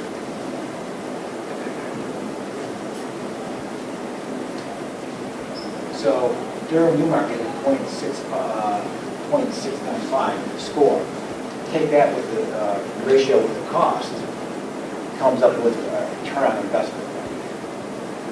Okay, so when you use return on investment, that's different than is used in the private sector? Yes, yes. This is just kind of, it's more of just a ratio of the score versus the cost, and with the ratio. I mean, I think, you know, to the extent that we're trying to get people to understand what this is all about, we need to be really cautious about the phraseology of it. Yeah, that's the terminology used here. You're right, though. In a lot of aspects, if you think about everything we did, this is a very simple process. Really, it's using people to, we select the criteria, we're using just basically an open forum to select and put the weights in there, using subject matter experts how to rate the projects, and then we just scoring them based on the weights and the ratings, and then using that cost to come up with a ranking system. And I think a lot of this is what we already do, but we just haven't been this transparent and be able to structure it and report it as nice as the software is done.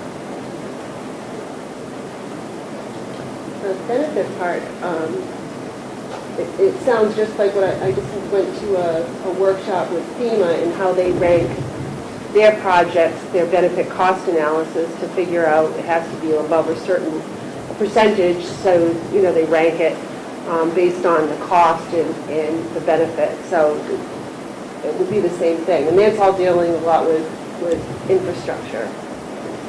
Correct, but at least in that case, I mean, theoretically, the cost of doing a flood prevention versus the cost of rebuilding buildings, I mean, there you invest There's a whole bunch $5 to of save elements. This is more of a ratio than it is a cost dependent on the. Well, there's a whole bunch of elements that go into what FEMA does to decide in that score, and it's not just the cost of rebuilding versus the cost of taking it down. I mean, there's a lot of elements that go into it. Yeah, that's much more robust. I guess I should probably phrase it. This is a value return on investment. Does that make sense? Yeah, it's not as full-blown, it's not full-blown like engineering assessment. Right. But it's more of it's a return on investment based on the value of the project. It's a little bit simpler, but again, I think it's very effective for what we're trying to do.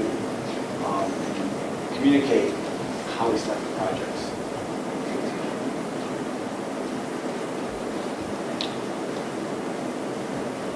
Any questions? That's pretty much what I got for you today.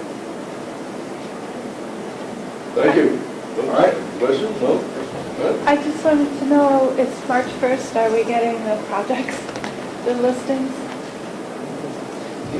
No, I think we need a little more time for that. Okay, because our deadline, is April 30th, and this TAC meets again the first Friday, so. Yeah, we are working very hard now to get everything put together. Okay. I can't even give you a deadline, but I know. Okay. So if you get overtime from us in April, you'll understand why. I think we'll be Yeah. very understanding of all the time in April. Yeah. Yes, sir. Then, This isn't germane to this issue, but with the sequester and the surface transportation reauthorization dilemmas that we seem to run into on occasion, did you have some sort of a contingency plan? Sort of throws a bright light on this, help it out. How do you deal with all those issues? Yeah, right now, we're moving forward with the budget we have in place now, about $150 million a year. We're going to go get until we find out more information on how this sequester really plays out. At this point, we haven't made any decisions or back up plans yet. We'll go further. But just to look at the software is, when I went into the allocations, very quickly, I can change this budget number, my total budget number, and then rerun my analysis, and I can very quickly show what's going to happen, what's going to be in, what's going to be out, just by changing this number. Because this is a total budget number. Each project has a value. When I run my optimization, what's in and what's out.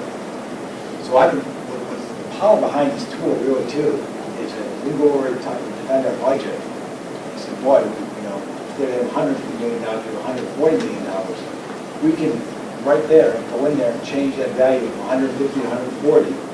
You'll see what projects are in, what projects out. So we can instantly see what the impact is of that budget change. So that if it does change, if we lose some more funding, we change our numbers and tell you instantly what's not going to be done. Can anybody from the public just log on to this decisionlens.com and fool around with this? It is password protected right now.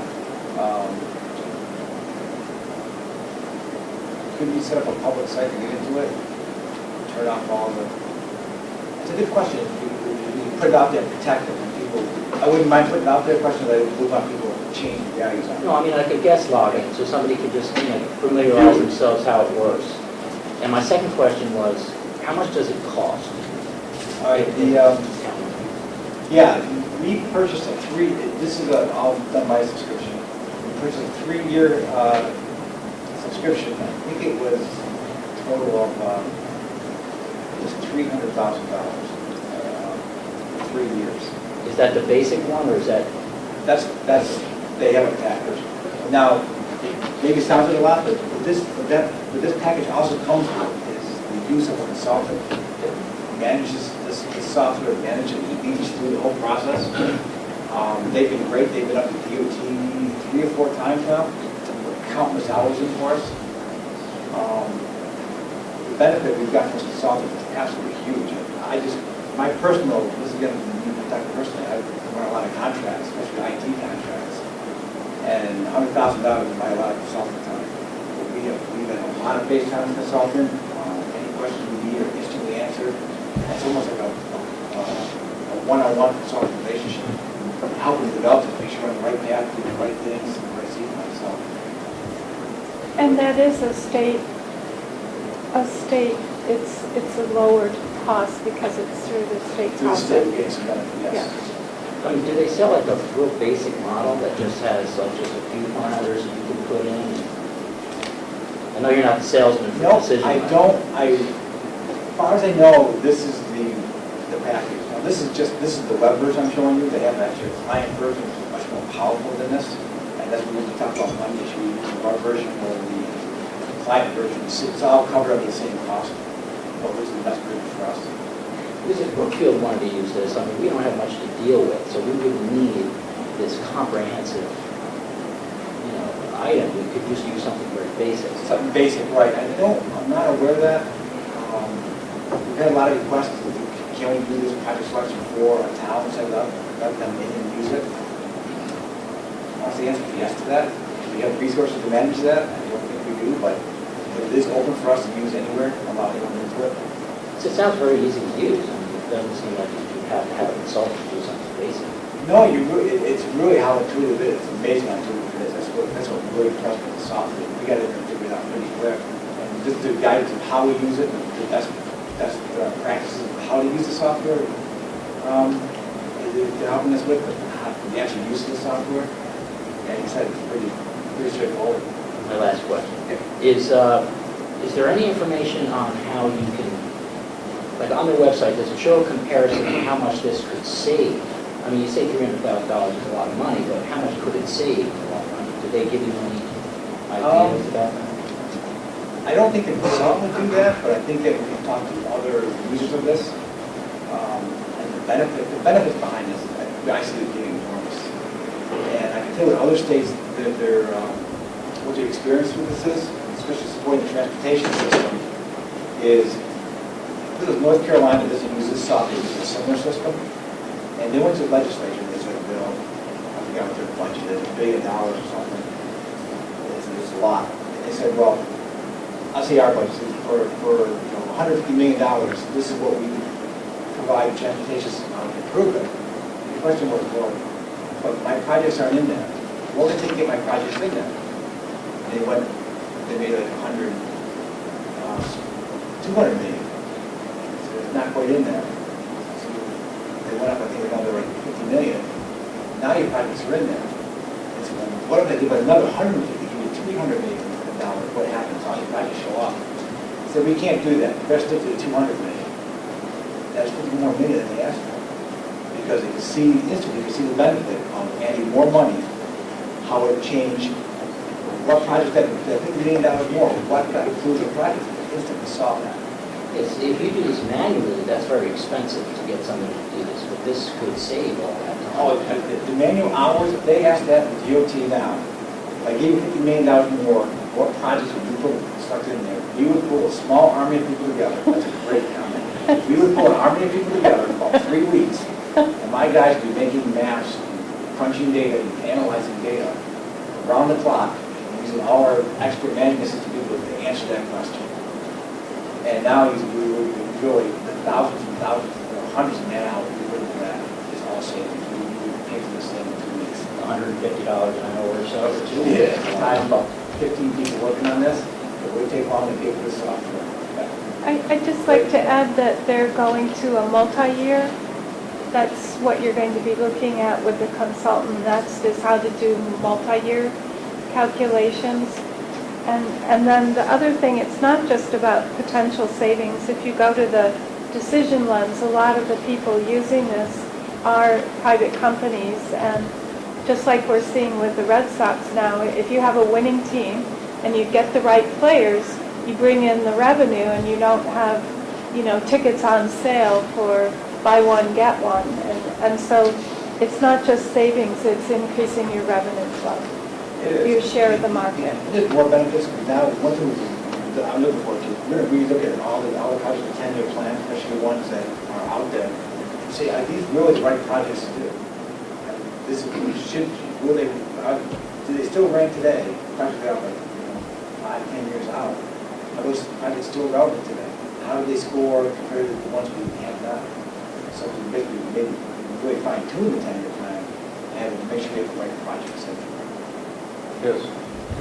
I really think this framework would be really great for towns to somehow have access to in a simplified version or whatever, because I look at these criteria on variables and I think about how we try to talk about this with the planning boards. How do we make a decision about what we need? And it would be great, if there was some kind of a computer at DOT that some local people could come and fool with or available online or something. Something, yeah. That's one of the first comments we get after the presentation. It would be great.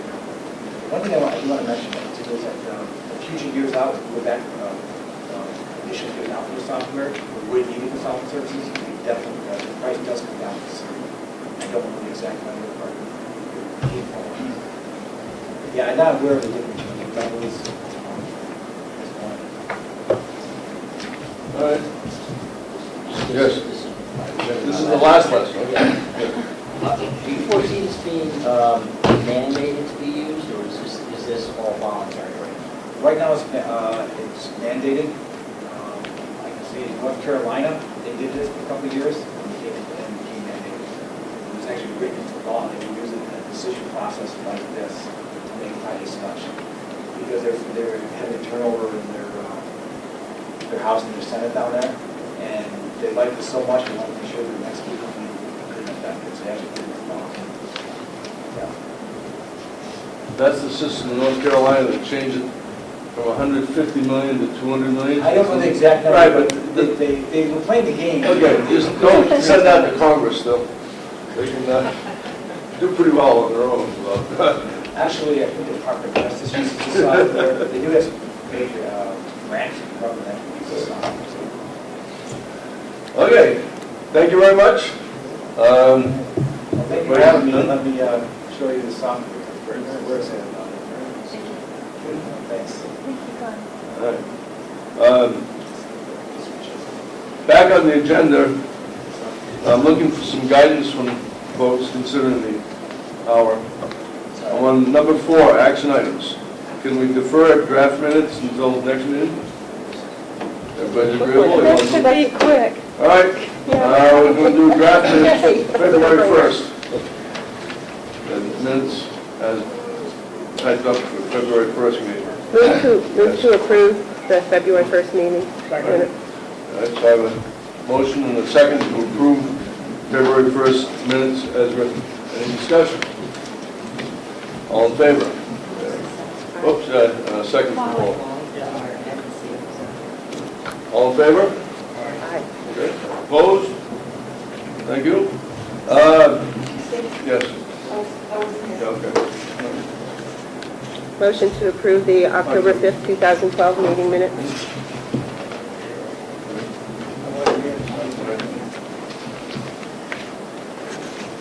For Second? a second? Okay. Any discussion on the October 5th minutes? All in favor of approving the October 5th minutes as presented? Everybody say aye. Aye. Okay, opposed? Well, thank you. Great, didn't take long. All right, I'm on item 4.3, a 10-year plan project prioritization scoring criteria. Dan.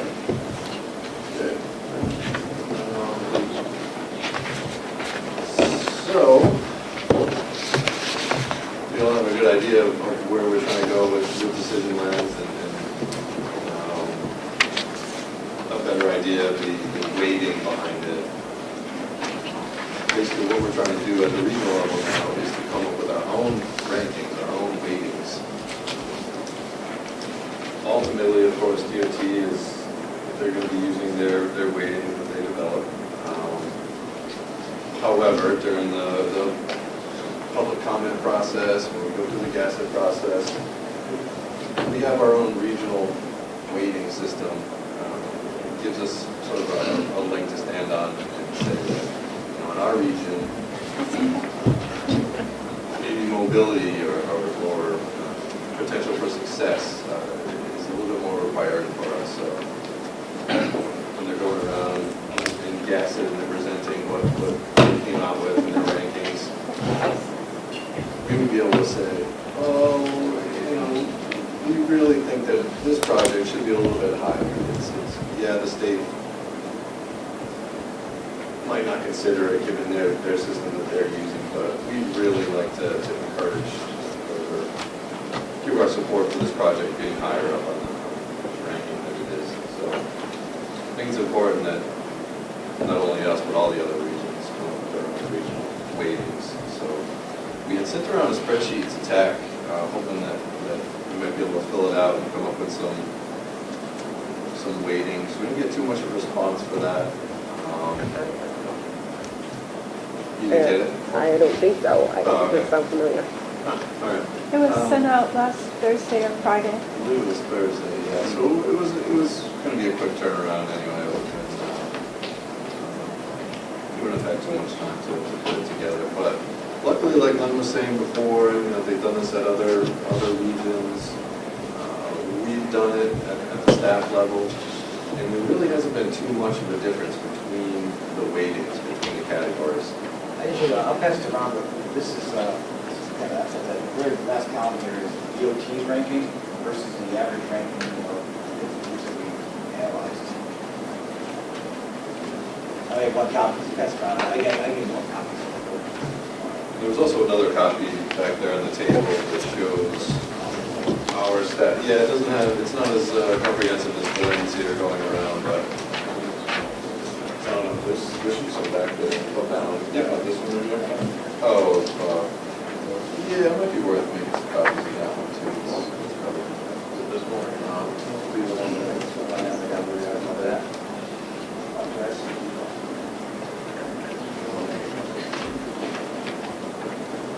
Craig's going to make copies of that sheet that Glenn was passing around.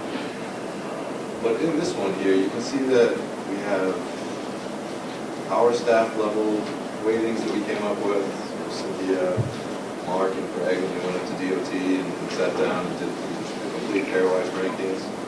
We also have Nashua's score on here, Nashua's weightings. We have DOT's. And then we had a meeting with the RPCs and the NPOs where we all sat around and we went through just the top categories, the general categories. We didn't get into the individual criteria, but that last column is basically a composite score of all the RPC and NPO transportation planning staff that went through this process about a month ago now or so. But as you look across, there's some differences, nothing too major.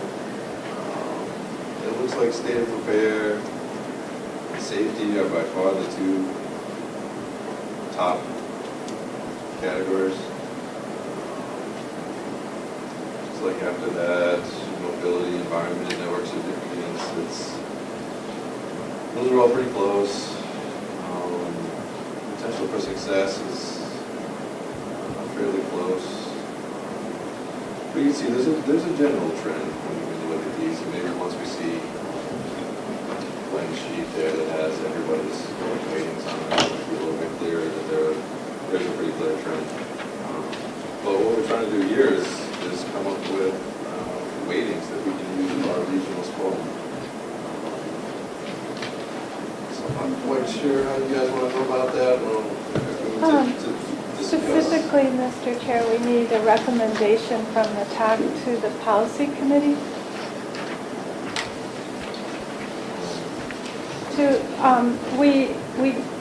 we need the ability for staff to move ahead using the SRPC scoring criteria as set out on the sheet here so that we can start ranking the projects over the next month, both our projects and the state and district projects.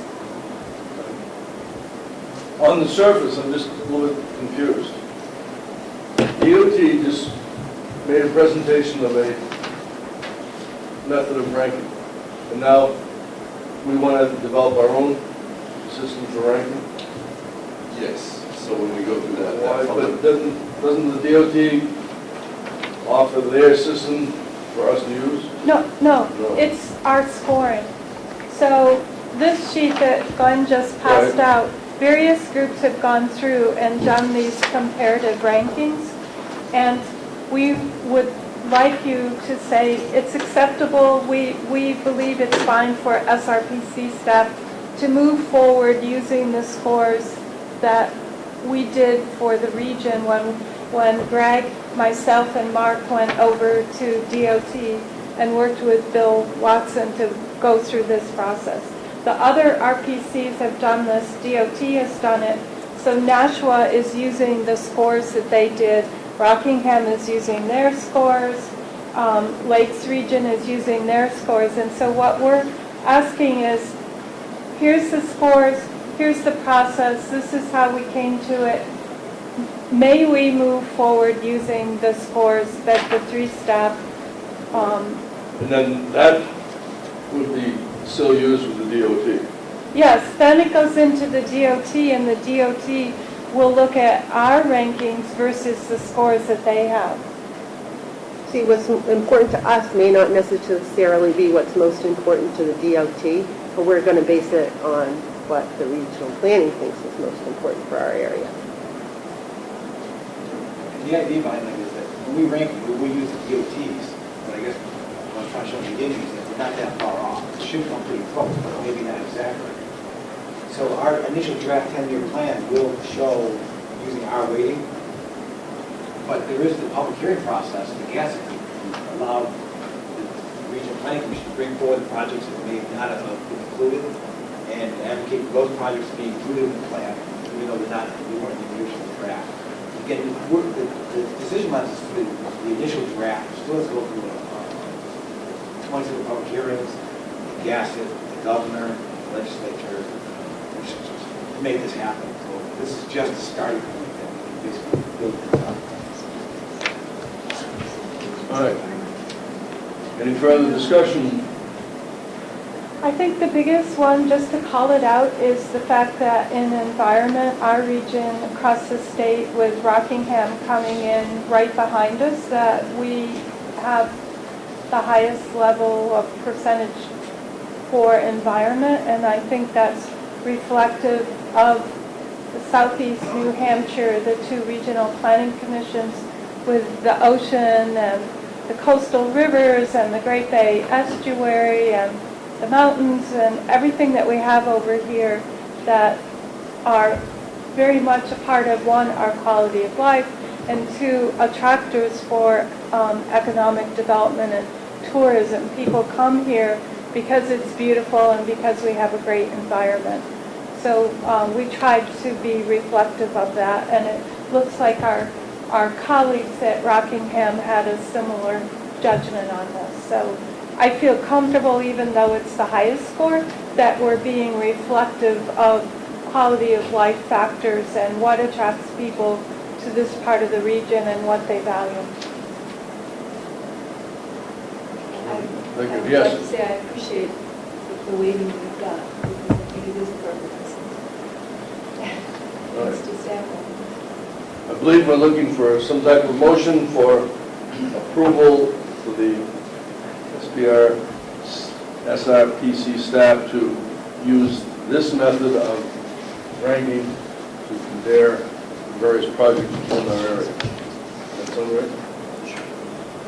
Yes? Make a motion that staff utilize the percentages presented in their decision-making process. I just wanted to clarify for the public. So this is just, Cynthia, this is just the Regional Planning Commission's criteria, correct? This wasn't in the public, this is just the staff. Yes, Okay, I just want to make sure that I the understand. public was invited today, but I don't think we have a second yet. I'll second it. But just for clarification, this is just the staff, not from the public per se, right? These rankings that we're going to use is used by the staff. Yes, but I don't think any of the three people, and Dan was on vacation, so he would have been there, but he actually did was the voter, right? Were you the voter when we Yeah, I did was it? part of the handout. Yeah, I was part of this voting, this last column. Right, so all of our staff are participated. Did the public itself individually or corporately vote? No, but I think I can only speak for myself, but when I was making all of these comparative rankings, I was thinking through on what is our understanding, what are we hearing from communities, what is the public saying, and that influenced my ranking, and I can't speak for the other stuff, but I know I was trying to have a comprehensive and broad perspective of where this region as a whole values. The discussion is, if that's what we do it, if people feel strong about that voting, is we can come down here and we can let you all, we can run it for the back, come up with a happen. I know time is short, so this is going to be tight. I'm just saying if that's going to help you guys out, we can do time. And that should run through the actual voting process, like I showed you today. All right, any further discussion? There's been a motion made and seconded that we adopt the Srpc staff method of ranking these various projects. Are we ready for a vote? All right, all in favor? Aye. Opposed? No, the ayes have it. All right, moving on, please. Item 4.4. Yes, Mr. Chair, so the purpose of this item as an action item is for the TAC to recommend to the policy committee approval of the Unified Planning Work Program, our scope of work and our budget. So on the table back there was a copy that showed all the categories of our tasks, our 5 task areas, the administration and training, policy and planning, public involvement and coordination, plan support, and technical assistance and support. And there have been very few changes in this. We've added some categories that reflect changes in the highway surface reauthorization. So we've put more emphasis on performance measures, which are established by the federal highways, and we work on the targets and the reporting. That's our role in this process. We added in information more clearly about livability, because that's being emphasized at the national level in the reauthorization, and we've added in additional information about, under category 408, collecting and maintaining GIS-based transportation inventories, which adds in commuter corridor access point inventory, other transportation infrastructure, and the regional sidewalk inventory. And we added transportation micro simulation modeling. Essentially, everything else is the same as the last 2 years of our UPWP scope of work, our Unified Planning Work Program. And for the budget, it was underneath this one, so I'm not sure everyone got it, so I will pass this around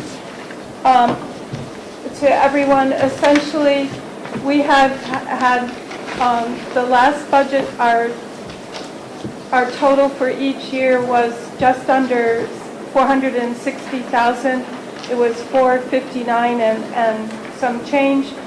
This cycle, there was a slight adjustment up in our PL funds, which is a category within the highway authorization bill that sets aside authorization for funding to the metropolitan planning organizations. And our share, which is New Hampshire, receives a minimum share, and it's divided between the 4 MPOs, and our share based on population and other factors is just up a few, 6,000 to 8,000, something like that, not very much. The next area where there was a change up was in Federal Transit Administration, our section 5303, which was estimated. I should be taking that off. The amount we received was 49,000 and change, and that has now gone up to 72,067, and so we've included that in. The Federal Transit Administration funding has been administratively merged with the Federal Highways Administration in an agreement between DOT and the 2 federal agencies, and so we could have kept those as one item, but because we have so many transit providers in our region of different sorts, I think it's very important that we show this amount so that we can keep our toes to the line and make sure that people know we have a commitment to do work for our transit providers. So we keep it out separately, even though it's been administratively merged at the DOT level. So the total for the 2 years is, I can't read it with these glasses, 482,476. It's been split evenly. You can see in our personnel costs that you can see the hours, and our budget has been estimated at 49 per hour. And then we've done some slight adjustments to the total percentage of total hours in each category. So the area that we've increased the most is category 400, where we've increased our efforts in data collection, quality control, and quality assurance, and writing standards and procedures and our metrics. So this category is an increased, and that's reflective of the federal reauthorization, where they want all of the MPOs and state DOTs focused on performance measures and having the metrics in place to show progress. On our non-personnel costs, we're down from where we were the last 2 years, but it's pretty standard. Most of these are what we do almost every year. We did keep transportation model consultant for RSG in Vermont that does our traffic modeling. We kept it at an even 12,000 because we finished the update, and this is the major update, and this is and the base years, and so this is just normal work that they do for us. So that's our annual budget, and so we're asking for the scope of work and for the budget for the TAC to recommend approval to the policy committee, who will be considering approval at their meeting on the 15th. So our constraint is that we need to have this into DOT by March 30th so that they can start the process of getting it prepared to go to Executive Council, and that we will have this approved by Executive Council prior to the start of fiscal year, which starts on July 1st. So I'd like to be able to have this money accessible and usable. It's a major part of what we do here. So I'm open for any questions. As one who's worked on budgets before, it would be helpful, I'm not sure you can do it this time, but it would be helpful if you have the last 2 fiscal years on here, so I can see the changes. I know you mentioned the changes, but Yep. being a visual person, I'd like to see how these numbers for the future go up against the We previous. can send out to you what the budget for the 12-13 is, and then we can show you exactly what our expenses are to date. And we can send that out to you. We have those immediately available. That's the basis I used to prepare this. That's how we made the adjustments. It would be helpful to Yep, have it yeah. there for people that. Yep, we'll send that out this afternoon. Thank you. Mhm. Yes, I move to approve the TAC, recommend the UPWP for approval of policy. Second. okay, we have a motion and a second to approve this Unified Planning Work Program for the next 2 fiscal years. Any other discussion? All in favor, please. Everybody say aye. Aye. All opposed? It carries. Thank you. Item 4.5, TIP, a Transportation Improvement Program Draft Amendment. Dan, please. Thank you, Mr. Chair. I know we're kind of creeping past 11 o'clock here too, so please brief as possible. Basically, the state has initiated Amendment 1 of the State Transportation Improvement Program, which is the 4-year fiscally constrained document that the MPOs and DOT put together, basically laying out the projects for the next 4 years. There are, of course, various adjustments that come through during this period. This is the first amendment of this new STIP. So in order to make those changes to the state plan, we need to make the changes to our regional plan. So what I believe is in your packet, and there's also a handout over there, it's just the listing of projects in this type of amendment. I'm I sorry, just go have ahead. one question, because I know it came up at the last meeting, what the change was with the park and ride in Rochester, the big jump. Were you able to find out what that was? I know somebody asked it last time. Okay, I can definitely follow up. Mark may have followed up, but I'm not sure. He didn't talk to me about that. I could certainly follow up with DOT or Mark when he gets back on Monday and get back to you on that. So it's the parking ride.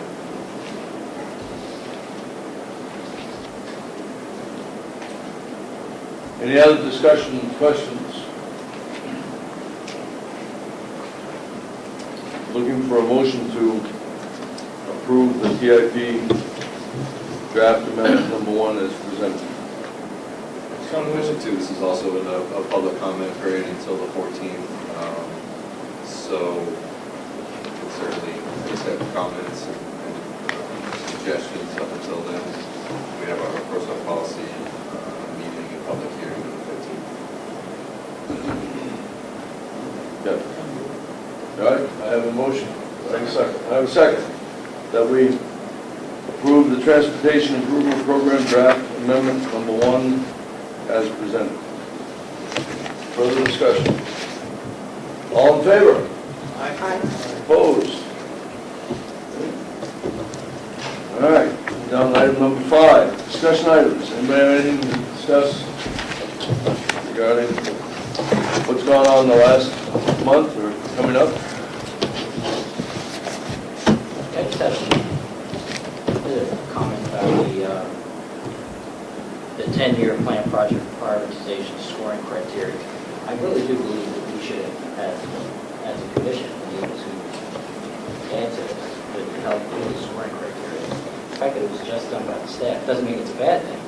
There should be a partnership between the commission and the staff. So I'm just wondering why we were kind of left out of this criteria. Yeah, see, we had tried sending, like I was saying before, I thought Mark had sent out to the TAC. I know at least Wally got back to me with his weightings. We had email TAC, or at least I'm pretty sure Mark had email TAC with a spreadsheet showing the staff level weightings that we came up with, but there was also a blank column right next to that where TAC members could go in and enter their own weightings. We were hoping to get those back, present them today, and hopefully come up with some kind of TAC average weighting, but unfortunately, Wally was the only one to respond. So that was what you sent in the email? Yes. That was to get our criteria. Yes.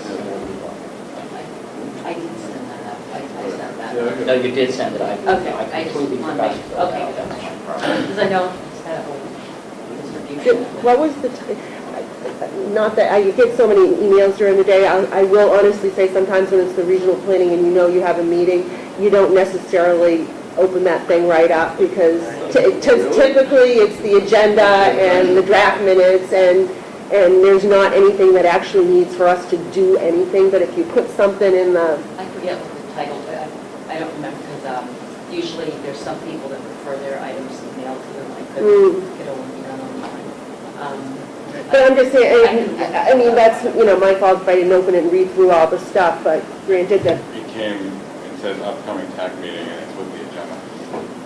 But this was not, this was a separate one by itself. There were What two. was that on the were decision separate. lines worksheet? Yes, that's what That it was, said. that was, Decision I'm looking at it right now. It's with the Okay, agenda. that's what it said. it's with the agenda though. Yeah, it says copy of the TAC. Because Mark sent that to me and I forwarded it on to you guys. And I go over it saying, follow instructions on the page and any questions. That would have been enjoyable to do, have the TAC meeting itself. At least the first one. I agree. Yeah. Certainly promoted some discussion as opposed to doing it individually on your computer. sit here and talk with people about it. It's definitely where I would feel like coming here, it's nice to feel like you're somehow participating as opposed to sometimes, initially I felt like I come there and sit and listen to what all the regional planning commission has done, but what am I doing? Just listening to what you did? And there should be a participatory portion of it. Right. Valid point. Thank you. Any more discussion items? If not, I'd like to move on to item 6. Cynthia, project updates.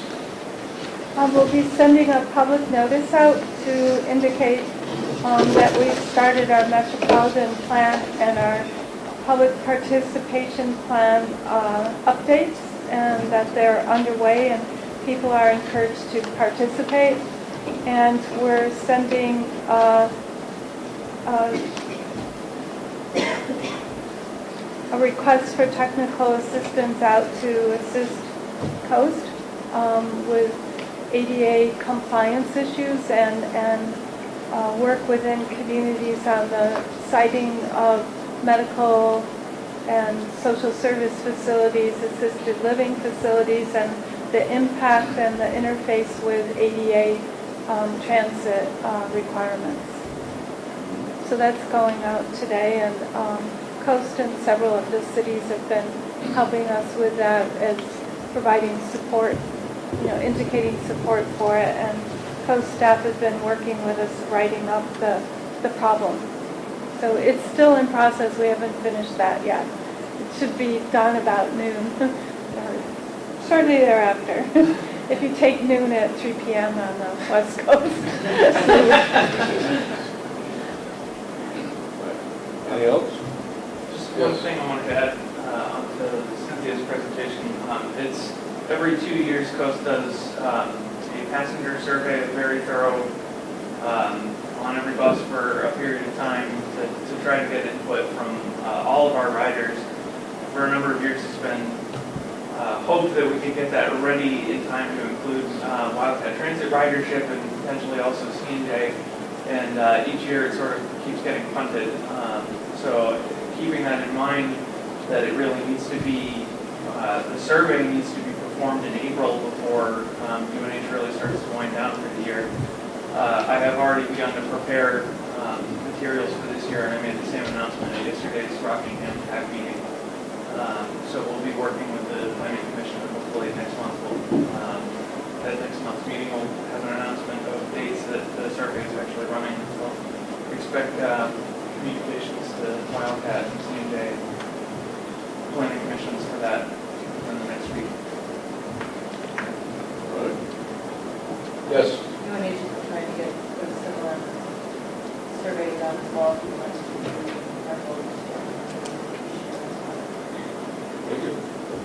Anybody that wants to volunteer to be a survey taker on the bus, it's always an adventure and fun. I know the Coast riders have a lot to say, and they're very excited when they do the survey, and they're 100% participation. It's really a good time. Especially since you don't let them off till they finish. Captured audience. All right. Item 7, any other business for us before I go to the citizens forum? Other business. Part of each of our meeting involves a chance for citizens of the Stratford region who are invited to speak on the subject matter presented today. Anybody wish? Yes, sir. Yes, I'd like to thank New Hampshire DOT for their presentation on decision lens software, and thank the TAC committee for doing a great job, and the staff of the Regional Planning Commission for doing a superior work again. Thank you. Thank you. Appreciate the comments and compliments. Very nice. Anyone else? All right. Seeing no further business, I would entertain a motion for adjournment. I have one first, second down there, discussion. All in favor? Aye, opposed? Thank you very much.